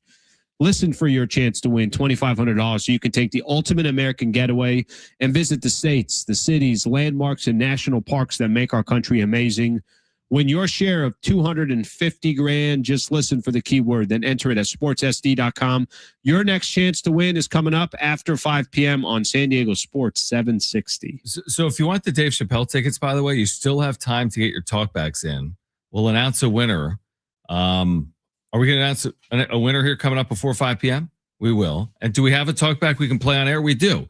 So if you want Dave Chappelle tickets, we're asking, do you think Toddy has gotten his groove back? What was that movie? Stella? Stella got her groove back. Yeah. Yeah. Like, are there comparisons to be made here between I don't know. Stella I have no idea. Yeah, I have no idea what you're doing, but I'll just let you. It just reminded me of it when I said groove or whatever. Tatis got his groove back. Yeah. So we're asking you to weigh in on the talkback mic. Open the app, search for 760, click the microphone, and you can win Dave Chappelle tickets if you tell us if you think Toddy is back. Hey guys, I'd say the swagger isn't fully back yet, but that was the kind of swing that can bring it back in a hurry. And when a player like Tatis is struggling, a walk-off homer doesn't magically fix everything, but it reminds him and everyone else what he's capable of. That bat flip gets a little looser, that smile gets a little bigger, and the next at bat feels a little less heavy. So I'd put his swag meter about 8 out of 10 after that ball landed. Wow. 8 out of 10. That's a good talkback right there. Great talkback. It's too high for me, but I like it. I listen. Where are you on the swag meter? I use decimal points, so I'm 6.5. He's at a 6.5 swag.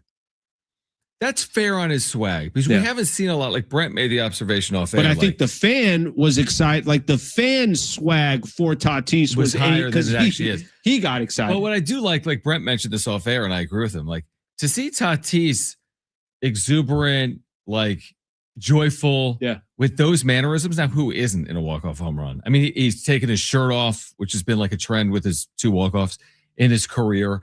I like seeing it, truthfully, because it does feel like when you watch this player a lot that it's like work, so to speak, for him. I don't want it to be work for him. I want it to be like playful and fun. That was the player we saw when he was younger. It seems like he's kind of changed a little bit over the years, and I understand it. There's WBC, a lot of people were talking about before the, the season started. I want to see the playful. And there's different. And there's certain players that if it looks like they're enjoying themselves, that it plays to their advantage. There's other players where that doesn't matter. Mm-hmm. Like you're just going to kind of have the same monotone personality, whatever the case is. Not Tatis. Tatis, you do need. That's why you keep using the word, because there was a point where that swag that came with Tatis, it was as contagious as anybody in Major League Baseball. So when he doesn't have that, when Brent was mentioning the smiling in the post-game show, like all that stuff, that's critical for him. And I think the less he's got to worry about the mental game, the better version of himself that he can be. By the way, listen to this. This is from AJ Cassavell at MLB.com, speaking to an earlier point about like the cardiac Padres that come from behind Padres a little bit. They've had 7 hits this year when trailing in the 8th inning or later to tie or take a lead, which is a lot considering their struggles on offense consistently throughout the year.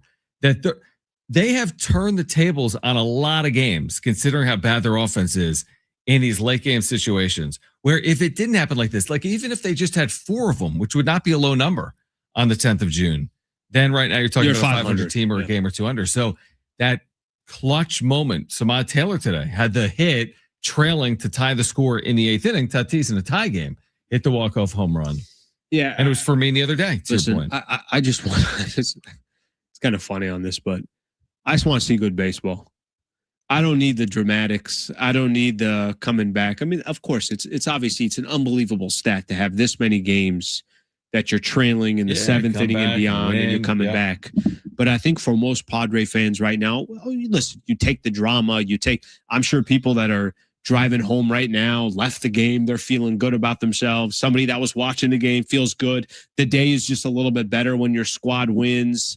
But there is this, you and I were talking about a little bit earlier in the week, we're like, some of this is low IQ baseball, or some of the mistakes that they're making on the bases, or just not doing enough. Yesterday was a great example.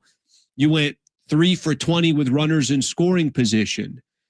Give them credit for some of these comebacks. I'm not trying to take that away by any stretch of the imagination, but what you don't want to have is, in the NFL, you don't want, hey, we're down 6 again with 4 seconds left with the ball at the 50-yard line. Let's try to throw a Hail Mary. Yeah, no, I would agree. I mean, I bet there's a lot of people today, to your point, it's 4-2 in the 8th inning. You're out there in the sun. Like, you know what? Let me get out of here. I got to go make dinner. I got to pick up the kids at camp. Are you kidding me? We haven't been winning, right? Absolutely. I mean, I was looking at the place. How about this? How about, forget if someone was at the game. How about if you're watching the game? I mean, just, I'm going to turn on. I'm not watching them lose again. Yeah, exactly. I mean, there was a moment in time there, and you and I are on the air, and you're looking up, and Reds have hit home runs in back-to-back innings. They take a 3-2 lead, then a 4-2 lead. Like, it's just not going to happen. It's like, are you really? But the one thing the Reds have is a terrible bullpen. And that's why I thought the Padres would win yesterday. I'm like, surely they'll especially you bullpen. Stretch out the game that far. But today, and credit the Padres too, but you take advantage of a very leaky bullpen, the worst bullpen ERA in the sport. So they're a team you can come back on. And thankfully, at least in one of the 2 games, they found a way to win it. And I do think, again, it's talking in circles a little bit. This is the game where if you lose it today, we're hammering them for 3 days. The sky's completely falling. Yeah. You've lost 13 of 16 in that instance if you've lost today. And just for a brief moment, it's like, just take a deep breath. Everything's going to be all right. Well, it's also, let's just say there wasn't much drama to this game and they won 3-1. Right. They just led 3-0 and that was it. That was it. And it was nothing. Yeah. And I think the fact how they won too. Yeah, I like that. The fact that it was Tatis. I mean, just think about that for a quick second, because you know what will happen over the course of the next 24 hours or 48 hours. The Padres putting out a Padres win clip with Tatis on a walk-off is a little bit different than pick any other player on the Padres. A win is a win, but I think this win, it's how they won.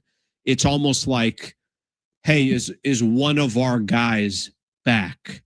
Is there some momentum you could take away from it? Can now all of a sudden just the storyline can go away from Manny Machado? A storyline can go away from Craig Stammen. Why is he saying this? Why is he saying that? You're right. I think that's a good way to put it, that yes, this just counts as one win. No, the Padres haven't all of a sudden turned things around. No, the Padres don't have one of the best records in the NL. But for a moment, we can put all 48 that hours and enjoy take a deep breath. How this played out in the 8th and 9th innings. All right, Brent, do we have a winner? Okay, we do have a winner, and I'm going to ask for a drum roll. This is for Dave Chappelle tickets. Did you hear the name of our winner, Alan? I have not heard the name. Okay, no. Do you want to guess the name? I know the name. I have 38 names I want to guess through. Don't even guess them, because I don't want you saying the wrong name. Okay. The winner is Scott in San Diego, California, of all places. Scott from San Diego, congratulations. You're going to see Dave Chappelle. I had it. At Viejas, June 21st, which is a week and a half away. Tickets on sale now at livenation.com. You can get yours before they're gone, again, at livenation.com. Kevin Acee from Petco Park on the Padres come from behind win today at Petco. He will join us live coming up at 5:30. Much more reaction to a Padres series win over the Reds. Plus, we're getting you ready for Game 4 of the NBA Finals, and the World Cup gets underway tomorrow as well. And we're looking forward to it, obviously. And we'll tell you about our broadcast location for Friday coming up as well in the 5 o'clock hour. So stay with us. Kevin Acee will join us in 30 minutes on Schaefer and Sliwa, San Diego Sports 760, live on the iHeartRadio app.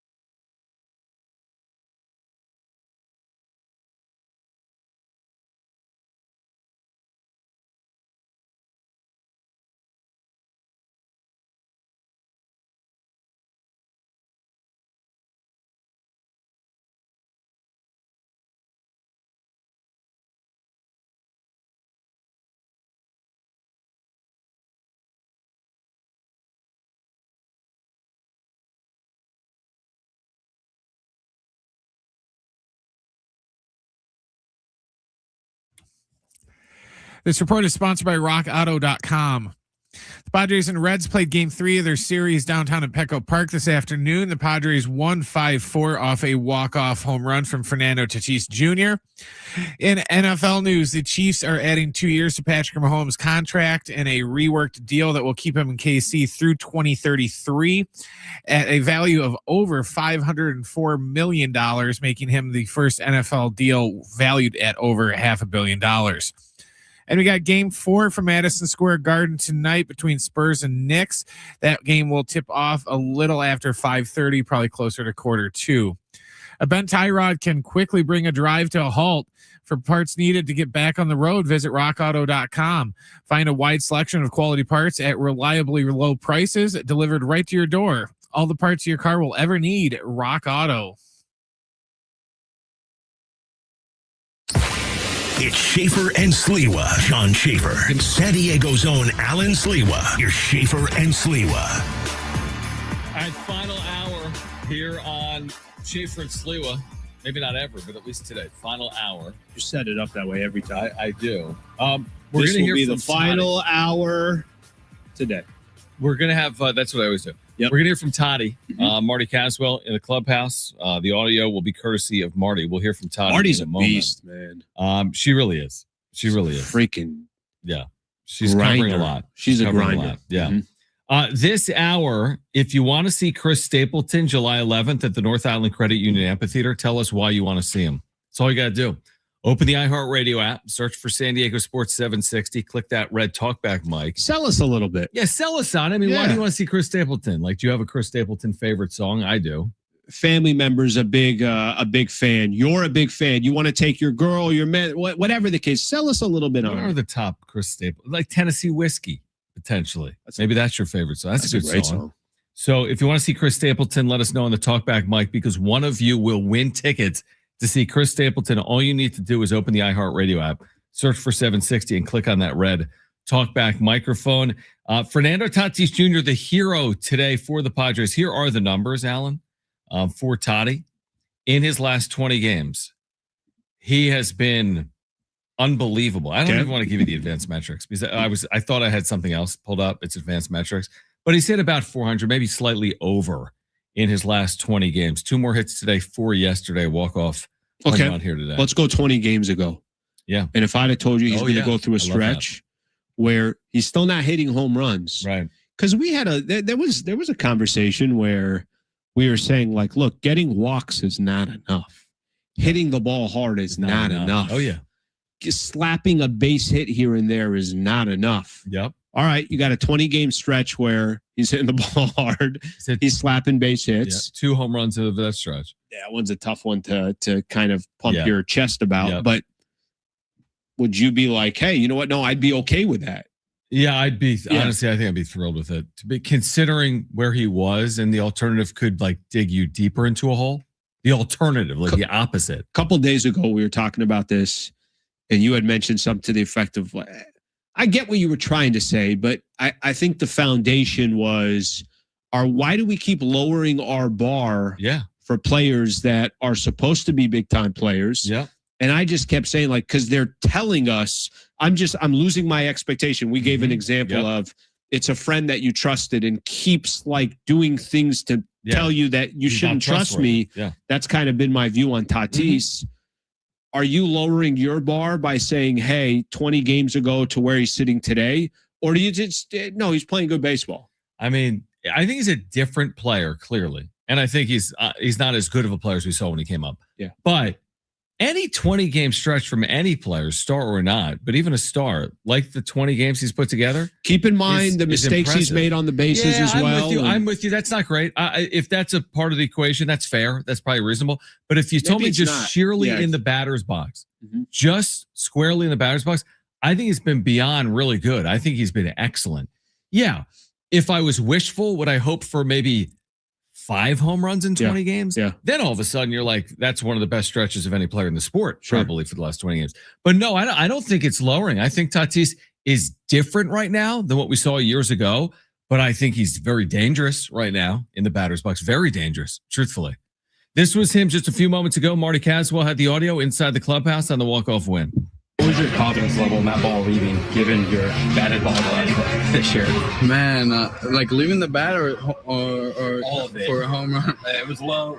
Yeah, it was low. So I was like, you better get on second, and I saw everybody jumping. I really didn't catch the ball right away, but I saw the left fielder just gave up, so I knew it was over the wall. After last night, short night, what does this say that you guys were able to fight back? Yeah, we did it in the first month of the season. We were, just grinding, going through days. Obviously, the second month got a little bit of us as a group, and it was not easy, but we keep building that momentum. We know we have it. There's the Tatis. You caught a little bit of the he let his guard down and was able to enjoy it for a moment. I like you. How many times have we said this, Alan? You're the same as me. I'd love to see. There's nothing I want to see more than Fernando Tatis Jr. succeed. Seriously, of all these players, he would be right up there for me. Very likable figure in the recent history of Padres baseball. Now there's been some rocky patches in there, including the suspension, but very likable figure coming up. One of the most popular players in franchise history over periods of that time. Nothing I want to see more than see this guy succeed. I hope he's able to do it. Plus, there's almost like it's not even an option that he can't succeed. He's 27. Exactly. So there's, if we're already talking about Machado and Xander Bogaerts and the conversation, like, well, they're 33 and they got this many years left on their contract, and we lose sleep over that because it's like, well, what the hell is this going to look like in 3 years from now? The Tatis one, it's like that can't be a question mark. That can't be a conversation. There's no negotiation. I think we've sadly accepted that Xander is never going to be what he was in Boston. I think we sadly are. Maybe I don't think we've accepted. I think the Machado stuff, I think we're all still kind of getting used to it. I agree. If this is the case, but the Tatis, there's just no negotiation there. He still has to be a really productive player for a handful of years. Oh, absolutely. He's 27. Completely agree. Do you think there's a path? You know, we said yesterday, like, hey, are they really going to reach their goals if Machado, Tatis, and Merrill don't help guide that? No. But could they do it with two of them? Like if Tatis has figured something out at the plate, and seemingly maybe he has, and if he's an improved player in the second half of the year, I'm not saying exactly this, but an improved player in the second half of the year, could you then get one of the other two to improve like Tatis? And would that be enough? All right, let's go through the definition of goals, because you said, can you reach your goals?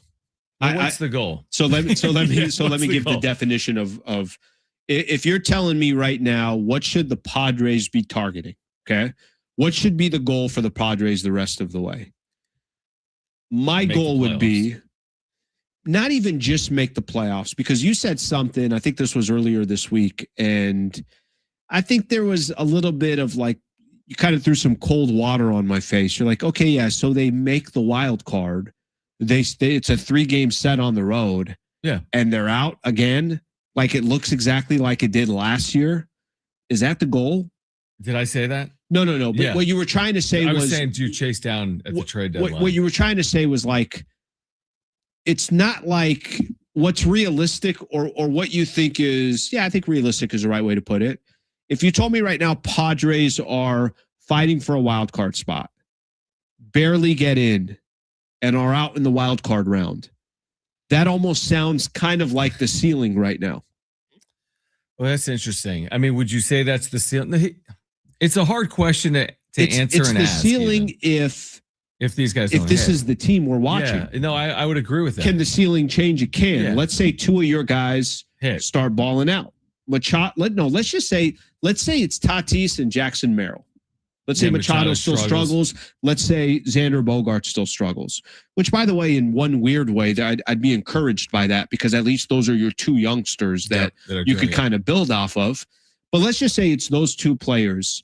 And now AJ Preller looks at the team and says, you know what? We're starting to turn things around. It's a little bit better. You get some positive news about Nick Pivetta. I'm making things up, but there's a lot of ifs that come into play here. The goal is the question. What is the goal?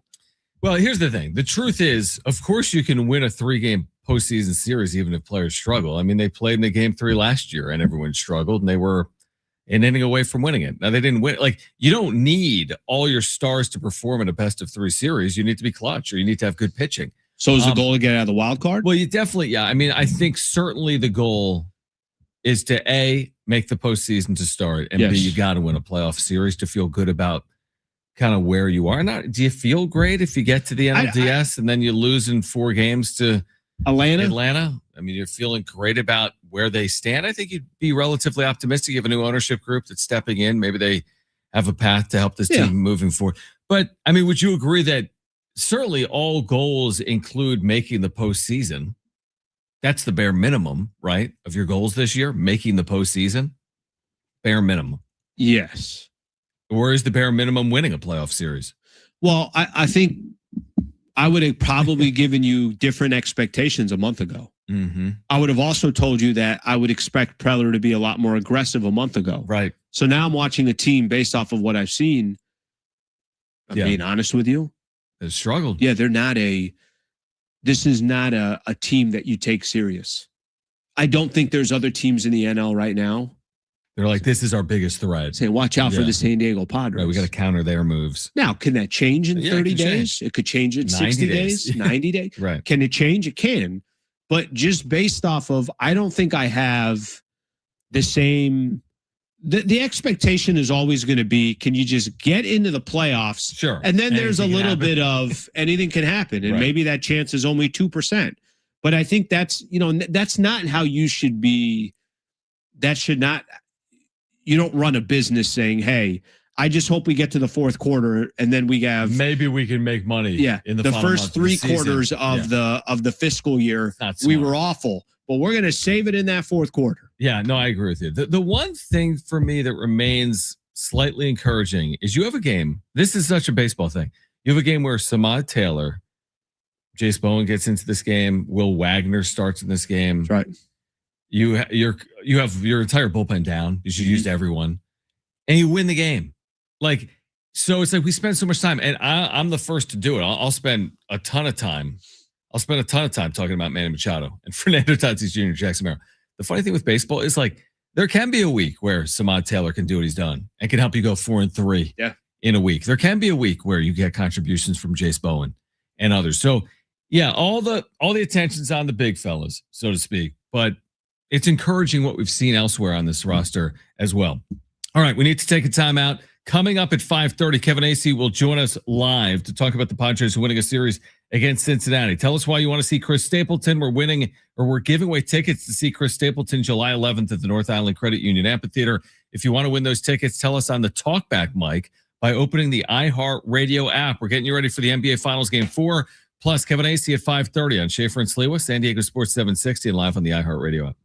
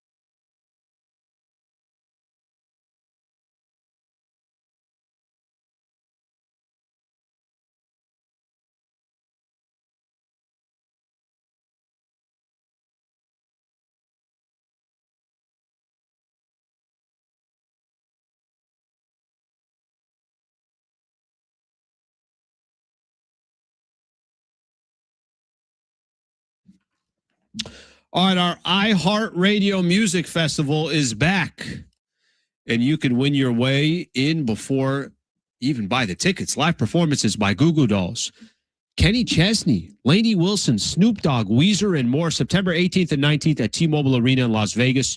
2 nights, 1 stage. The Capital One pre-sale means cardholders have first access to tickets right now, but only for a limited time. Add an access pass for an exclusive pre-concert event with Weezer, 48 hours while they last. Get yours at iHeartRadio.com/Capital One. The general public on sale starts Friday at 11 a.m. Weezer, man, Weezer, OGs. All right, I like that. All right, so that's coming up. Also, if you want to win Chris Stapleton tickets, tell us why you want to go and see that show by opening up the iHeartRadio app and searching for 760, clicking on the talkback mic. If you want to see Chris Stapleton July 11th at the North Island Credit Union Amphitheater, tell us why. We'll announce a winner coming up later this hour. Can I switch gears for a moment? Kevin Acee Jonas at 5:30 to Patrick Mahomes' rework deal that'll pay him over $500 million. $504.75 million. A couple of years added to his deal. This, to me, speaks to the importance, and something we've touched on, I think, over the last couple of weeks, the importance of winning with young quarterbacks and not letting young quarterbacks sit, because you've got this window, those first 5 years of the first-round pick, where you're not paying players like this. Of course, Mahomes has earned it. He's won at this ridiculous level, but overrated, man. These contracts don't afford you the same opportunities the Chiefs had when he was a third-year player. When he was a third-year player, he wasn't making that kind of money. Now that he is, can you still win around contracts like Here's that? the issue with playing guys while they're young. What if they just ain't ready to be in the league? Like we grew up in an era where it was different. Yep. I remember it was Drew Brees. It was Phillip Rivers sitting while Drew Brees was doing his thing. Yep. And I think there's something to that. Listen, not every quarterback needs to be treated where you got to sit for 2 years. But I think it benefits. I'll go back again. Brett Favre, Aaron Rodgers was sitting. 3 years, Rodgers. Aaron Rodgers was sitting. Aaron Rodgers, Jordan Love was sitting. Yeah. Again, you could also give me examples of guys that came into the league and were great. Well, Mahomes, he played his first year. And so it's not, I think there's too many times where these franchises do a disservice to their quarterback because they're not ready. If your QB is ready to go, I'll sit back. I won't say a thing. But damn, I also think there's been a lot of quarterbacks where I don't know if their career has been ruined, but they've definitely taken some step backwards. Guess what the Mahomes rookie deal looked like when he was drafted in the first round? Any idea what that contract was? I think it was minimum wage. He was 35. It was 16 an hour. It was 16 an hour. Well, it was 16 mil. That's it. 4 years, 16 mil, $4 million a year. Then in 2020, at the time, it was historic. $450 million deal. And now in 2026, he gets a deal worth over $500 million. So is the point that you're making about this deal? No, I think it's hard to win with these deals. I was going to say, is that the point you're making? Is how do you build? Players are great. I think he's spectacular. I think he's one of the best players to ever play football. But I think it creates challenges. We say it with the Lakers. It's like, are you going to allocate resources to LeBron James when you need those resources elsewhere? There's a little bit of that in some of these QB deals. I get it. It's the most important position in sports. But this dude was making $4 million a year in 2020, and now he's making, I don't know, 50-something. This is why I want a cap.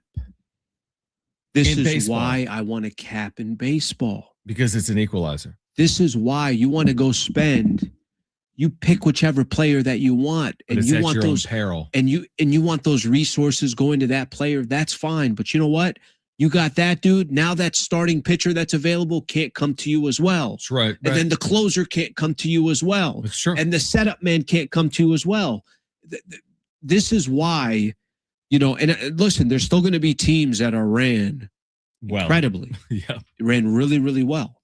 And maybe there's other ways for them to incentivize, or it's the market's going to get you some marketing deals, whatever the case is. But I think what you just said here about Patrick Mahomes is a great example of how it can kind of be an equalizer. Could be His an contract's equalizer. An equalizer, basically. If he was making $5 million a year, Chiefs would have a lot more resources. You surprised? I mean, I don't want to say, are you surprised he took this much money? But I think Patrick Mahomes, look, you're the generational wealth is already there. Yeah. The only thing Patrick Mahomes is competing with, what makes him so unique from some of the other quarterbacks in the history of the NFL, brother, you're young enough to win as many as Brady. Say you're second to Brady. Like you're young enough to put yourself in a spot where they might just say, hey, Brady and Mahomes are that conversation. Yeah. All right, well, you start. I don't make the playoffs. We're out in the wild card round. Hurt. He tore his ACL. I mean, again, I'm not saying don't. No, I think I am saying, are you sure you want to take that much money? What kind of hit does that give to your squad? See, I agree with you. I make that same point, and then you counter the point. I agree with your point where you're like, I'm like, dude, LeBron, take less. You're like, yeah, but it's LeBron. Like they all have performed at such an amazing level. Here's the difference. That the ego and everything. But here's the difference with the LeBron. The LeBron take less if you actually want to go win a championship. Like if it's still important to you at this stage of your career, I don't think LeBron's number one goal is to win a championship. I don't. Because if LeBron's number one goal to win a championship, he wouldn't be. Why are you playing in LA? Yeah. Why are you playing for the Lakers? Not next year. It's only. I mean, they're not winning the West next year. They're not winning the West next year. Yeah. It's just kind of the reality of their situation. It's no shot. Hard. It's just the Spurs, the Thunder, Minnesota, Denver, Houston will be better. Like there's going to be other teams that are, if not better than you, as good. So that's why I don't think LeBron. I think it's different. I think for LeBron, if your number one goal, I saw something. I don't know what to make of it. I saw something earlier today that LeBron and Rich Paul, they're going to try to get the max. Listen, I don't know who's reporting it, but my point is that the more money you're trying to get from the Lakers, the less chance. Now he could say this is not my responsibility, or he can just go sign somewhere else and make the minimum and go try to win a championship. But you're saying, and I agree with you, the difference between Mahomes is you've got a quarterback in his prime, and LeBron obviously is not a player right now in his true prime. He's a great player, but Mahomes could still be winning championships in Kansas City. Something that people are forgetting too, that going back to February 18th of this year, the Chiefs and Mahomes restructured his contract so they could free up $43 million in cap space. Interesting. So they restructured it. So through they took out like some bonuses and stuff to free up cap space. And now we just got 5 months later, they give him a bigger deal. Alan, that's my issue, by the way, with the cap. Therein lies the issue with the cap. Why is that? They restructure a deal in February to free up money, and then they give a player a new contract, and then they'll restructure it again. They will bend every rule under cap. It's okay. At least, listen, that's a rule where you can bend, and it could also cost you, and it could also, that deal could not work out. The deal that you have where I don't have a shot here is I'm going to spend $1.2 billion in the offseason, and I got deferrals, and I got this. Doesn't work, I can't do anything with that. Fair. Kevin Acee on the other side. Because for some of these squads, literally the money means nothing. Yeah, in baseball. Yes. Because without a cap system. All right, Kevin Acee on the other side, his reaction to the Tatis walk-off at Petco and what it means for the Padres moving forward. Our Padres insider, Kevin Acee, joining us next on Schaefer and Sliwa, San Diego Sports 760, live on the iHeartRadio app.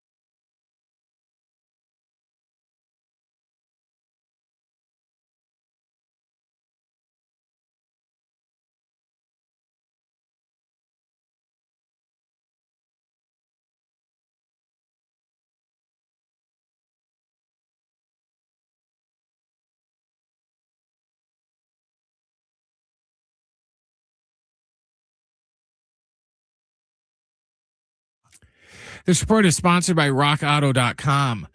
The Padres and the Reds played game 3 of their series down at Petco Park this afternoon. The Padres won 5-4 off of Fernando Tatis Jr. walk-off homer. In NFL news, the Chiefs are adding 2 years to Patrick Mahomes' contract in the reworked deal that will keep him in Kansas City through 2033 at a value of over $504 million, making it the first NFL deal valued at over $500 million. And we got game 4 of the NBA Finals from Madison Square Garden between the Spurs and the Knicks. They're about to tip that off here in about 10 or 15 minutes. A bent tie rod can quickly bring a drive to a halt. For the parts needed to get back on the road, visit rockauto.com. Find a wide selection of quality parts at reliable low prices delivered right to your door. All the parts your car will ever need, Rock Auto.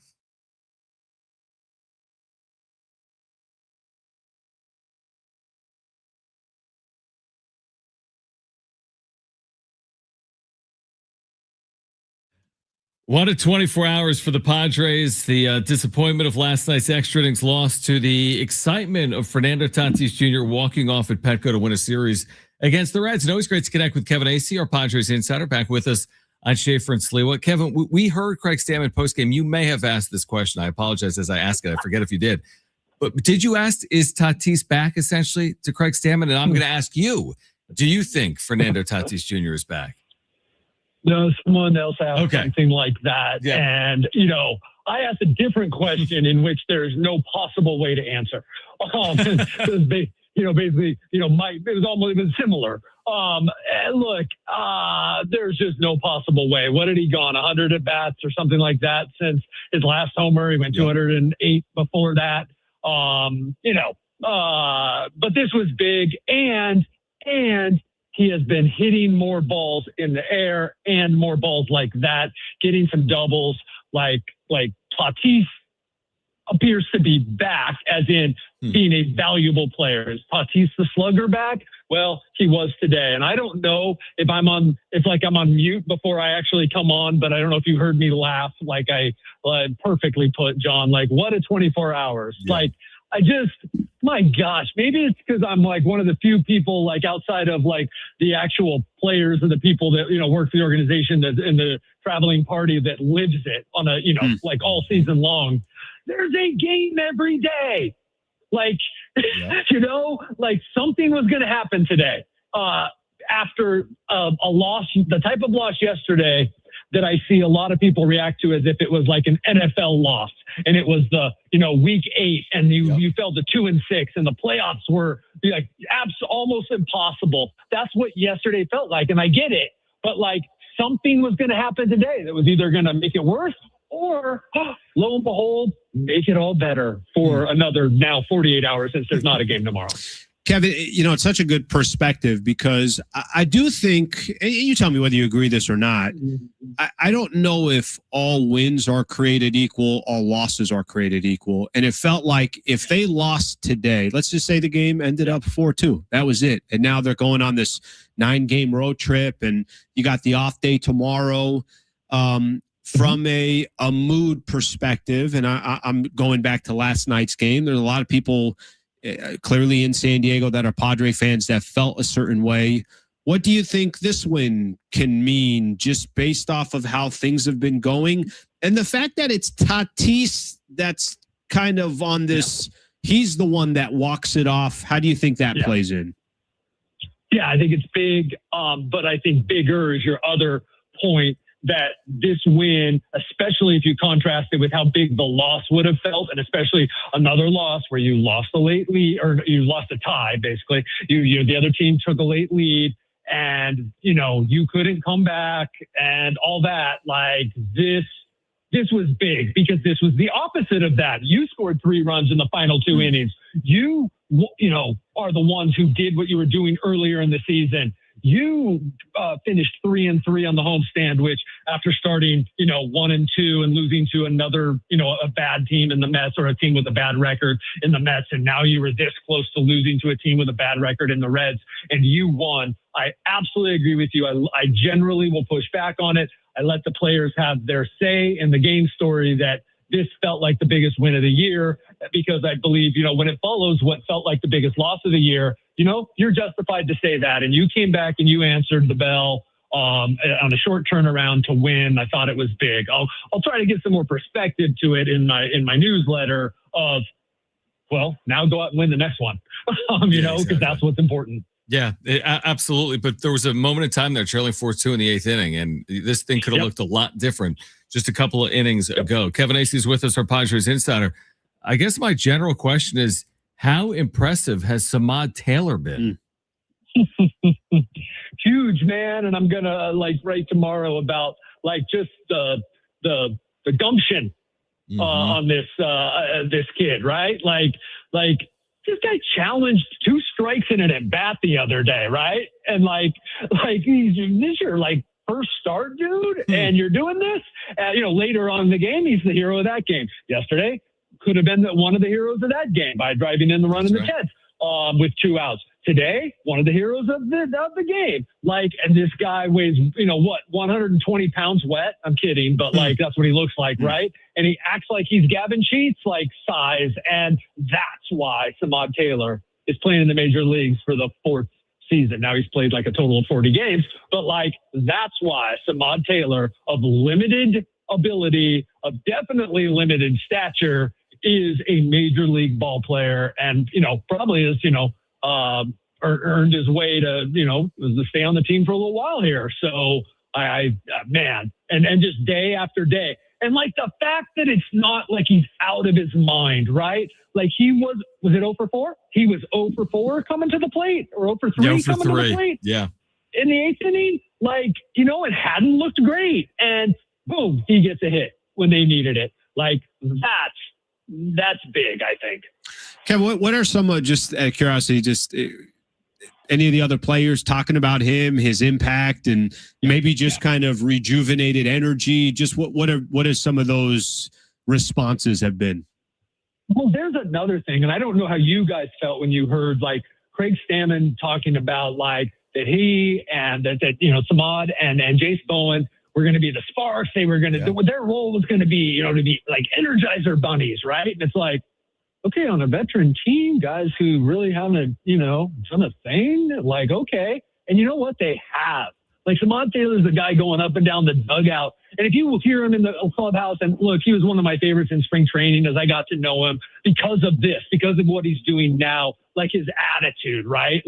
He doesn't care. He was tasked by Greg Stammen, by AJ Preller, to be that, fill that role. He doesn't care if Manny Machado and Xander Bogaerts and Fernando Tatis Jr. and Nick Pivetta and Joe Musgrove. Okay, I'm going to be that guy. And so I think it's huge. I do think the players have responded. I don't want to overstate it, but I think it is big, because they said this is what they wanted from these guys, and they've done it. They've run, they've played defense, they've bunted, and they provided a spark of energy. In addition to, Samad Taylor coming up with some big hits. I just think that is really cool. And what's cool about it for Padres fans, because what you're interested in at this point with this team in particular is that they win, but that it's happening, and this great story is helping the Padres to win. I'm glad you went there with the kind of the small ball and some of the bunting and the speed. It felt like they kind of got away from that, right? There was the 2 years under Mike Shildt where they kind of excelled in that area. They won games on the margins, so to speak. They haven't necessarily really had an offensive identity, because maybe the offense has been so poor. But would you expect more of what we saw in this series against Cincinnati? I mean, specifically, we saw the 1 inning with the 3 straight sacrifice attempts. But are you expecting more of the running game and the bunt game and situational hitting to play a more significant role? Without a doubt. And it's something they had talked about, but it was how was it going to happen, right? They started to try to do a little bit of it in Washington, kind of backfired, tried to do a little bit in Philly, kind of backfired, or, whatever, didn't work out, however you want to put it. And they've got the personnel with these guys, and now they're going to do it. And I think that Craig Stammen is figuring out, like he has with the bullpen and some different things, he knows he shouldn't have had some odd bunting last night. He's figuring out, okay, I got this situation, this toy I can play with, but how do I do it, right? What levers do I push? So I think it's all part of it, right? But yes, I expect that would continue. given the opportunities, that they will continue that way. Kevin Acee joining us here, of course, our Padres insider, Schaefer and Sliwa. Kevin, we were having this conversation a little bit earlier, and maybe it's a little too early. I don't know if it is, but we were talking about, okay, well, what's the goal now the rest of the way for the Padres? And I don't know how much what you thought of the Padres before the season started or about 30 days ago, but as we sit here today, what do you think is a realistic goal for the Padres throughout the rest of the regular season? For them, if you're talking about them and what their thoughts are, to make the playoffs and get a home playoff series. I don't know that is possible. I think it can be. I think it's I shouldn't say that. I think it certainly is possible. I don't think at this point, the way that they've played, that we should think that is gifted to them, or that, I think they should be the playoffs and do like they did last year, but try to win that road series. But you don't know what's going to happen with the National League. I mean, if there's just one thing we've learned, or we should have, it's a long season. There's ups and downs. It's going to look different. And I think that they are looking to, get a home playoff series. Kevin, final one for me, because we haven't even asked you about Machado. I feel like it's just it was an interesting night last night, to put it mildly, right? And there was even some of the stuff that occurred off field on their way into the clubhouse that I know nothing about, but it was shown kind of on television, and fans were barking at the dugout and players were looking up, and I don't know if words were exchanged either way. And Tatis just fails to come through in that spot. Is there anything you just want to add to what's played out here? I'm sorry, did I not say Machado? Tatis. With Tatis, I'm talking about Machado. Is there anything you want to add to the situation last night with Machado, how he didn't come through in that spot, so be it. It's baseball, but then also what played out after the game? Yeah, sure. Let me just talk about that. People yell at them all the time. The difference last night that Craig Stammen felt he needed to say something was Machado stopped and looked. And so Craig wanted to make sure he stepped in. I know Craig Stammen. I've talked to people who witnessed it. I can promise you Craig Stammen did not get into any sort of shouting match with anyone. Okay. He, maybe asked what's going on here? Or whatever he said. But I promise you, and I've checked about it, and I'm telling you, there's only 2 people I've ever covered, 3 maybe, that I would tell you without a shadow of a doubt that Craig Stammen did not get into any sort of, cursing or even shouting match with anybody. But the reason that it wasn't much more than what that little clip was on TV. From my understanding, multiple people that and most of the team was unaware of it, but that it was just that Craig noticed that, hey, you know what, maybe I should say something to at least get Manny distracted and get this thing moving on. That was that. Manny, that was surprising. Let's go to Craig. I know you guys got to go. Let's go to Craig's comment that I think got a lot of backlash. He wouldn't have anybody up besides Manny. Sorry, guys. Take a look at who's hitting on this team. And by the way, if you want a guy up there to do a sacrifice fly, I thought for sure, I would have bet you anything. I would have bet you your mortgage, John, that Manny Machado was going to hit a sacrifice fly there. I don't give a crap if he hasn't had a hit in 100 years. Manny Machado knows baseball, so I was blown away by that crappy at bat that he took. That was awful. I don't know how to explain it. I have a story going tomorrow talking about, yet again, but I think it's the most insightful and in time with Manny this week. I have a story that'll go tomorrow about his story. That maybe a little bit of an explanation, maybe a little bit of hope, whatever things he's working on, what happened, yada yada. I think it's interesting as we go forward here. The guy's working his ass off. Is he a little out of shape? Sure. Hey, did any of you notice in 2020 when he had a 990 OPS that he was out of shape? Yeah, I mean, there's just so much that's. I guess the reason I'm going off right now a little bit is there's so much that's built up and sort of been gone out of proportion because of how crappy he's been this year. No doubt about it. The worst than you could have imagined he'd be at 42 years old. They still Manny Machado, man. By the way, 2 hits last night. By the way, RBI double today. The guy is not washed, all right? So that's what I had to add. All right, so do you want my Venmo or my PayPal for last month's mortgage? Because he didn't come through. Yeah, I'm just telling you, that was a little bit sticking up for Craig, but also reminding people, Manny's baseball IQ is through the roof. I can't tell you what happened last night, why that was so awful. Kevin, appreciate you doing it. As always, safe travels out east to Baltimore, Maryland, and we'll catch up this weekend, Friday. Right on. See All ya. right.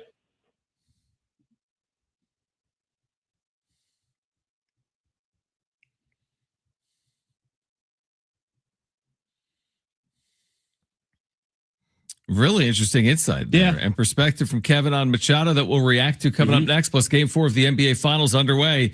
Also, we're giving away those Chris Stapleton tickets next on Schaefer and Sliwa. Stay with us.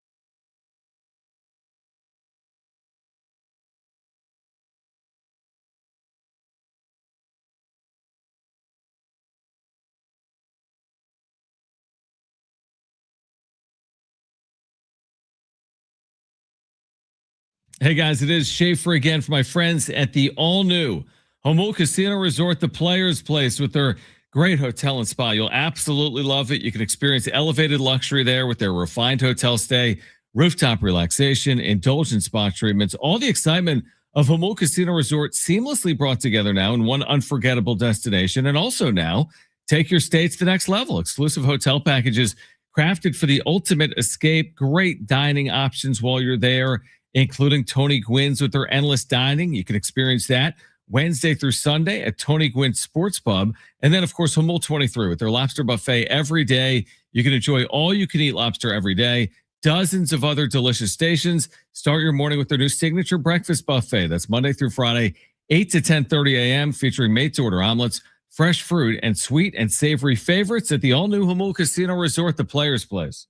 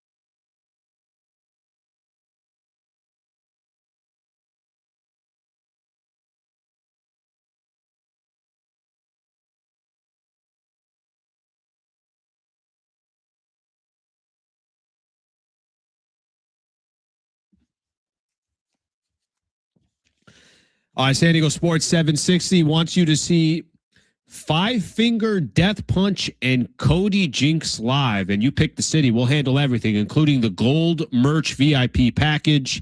Just tap the contest tab when you're listening to us on the free iHeartRadio app to enter.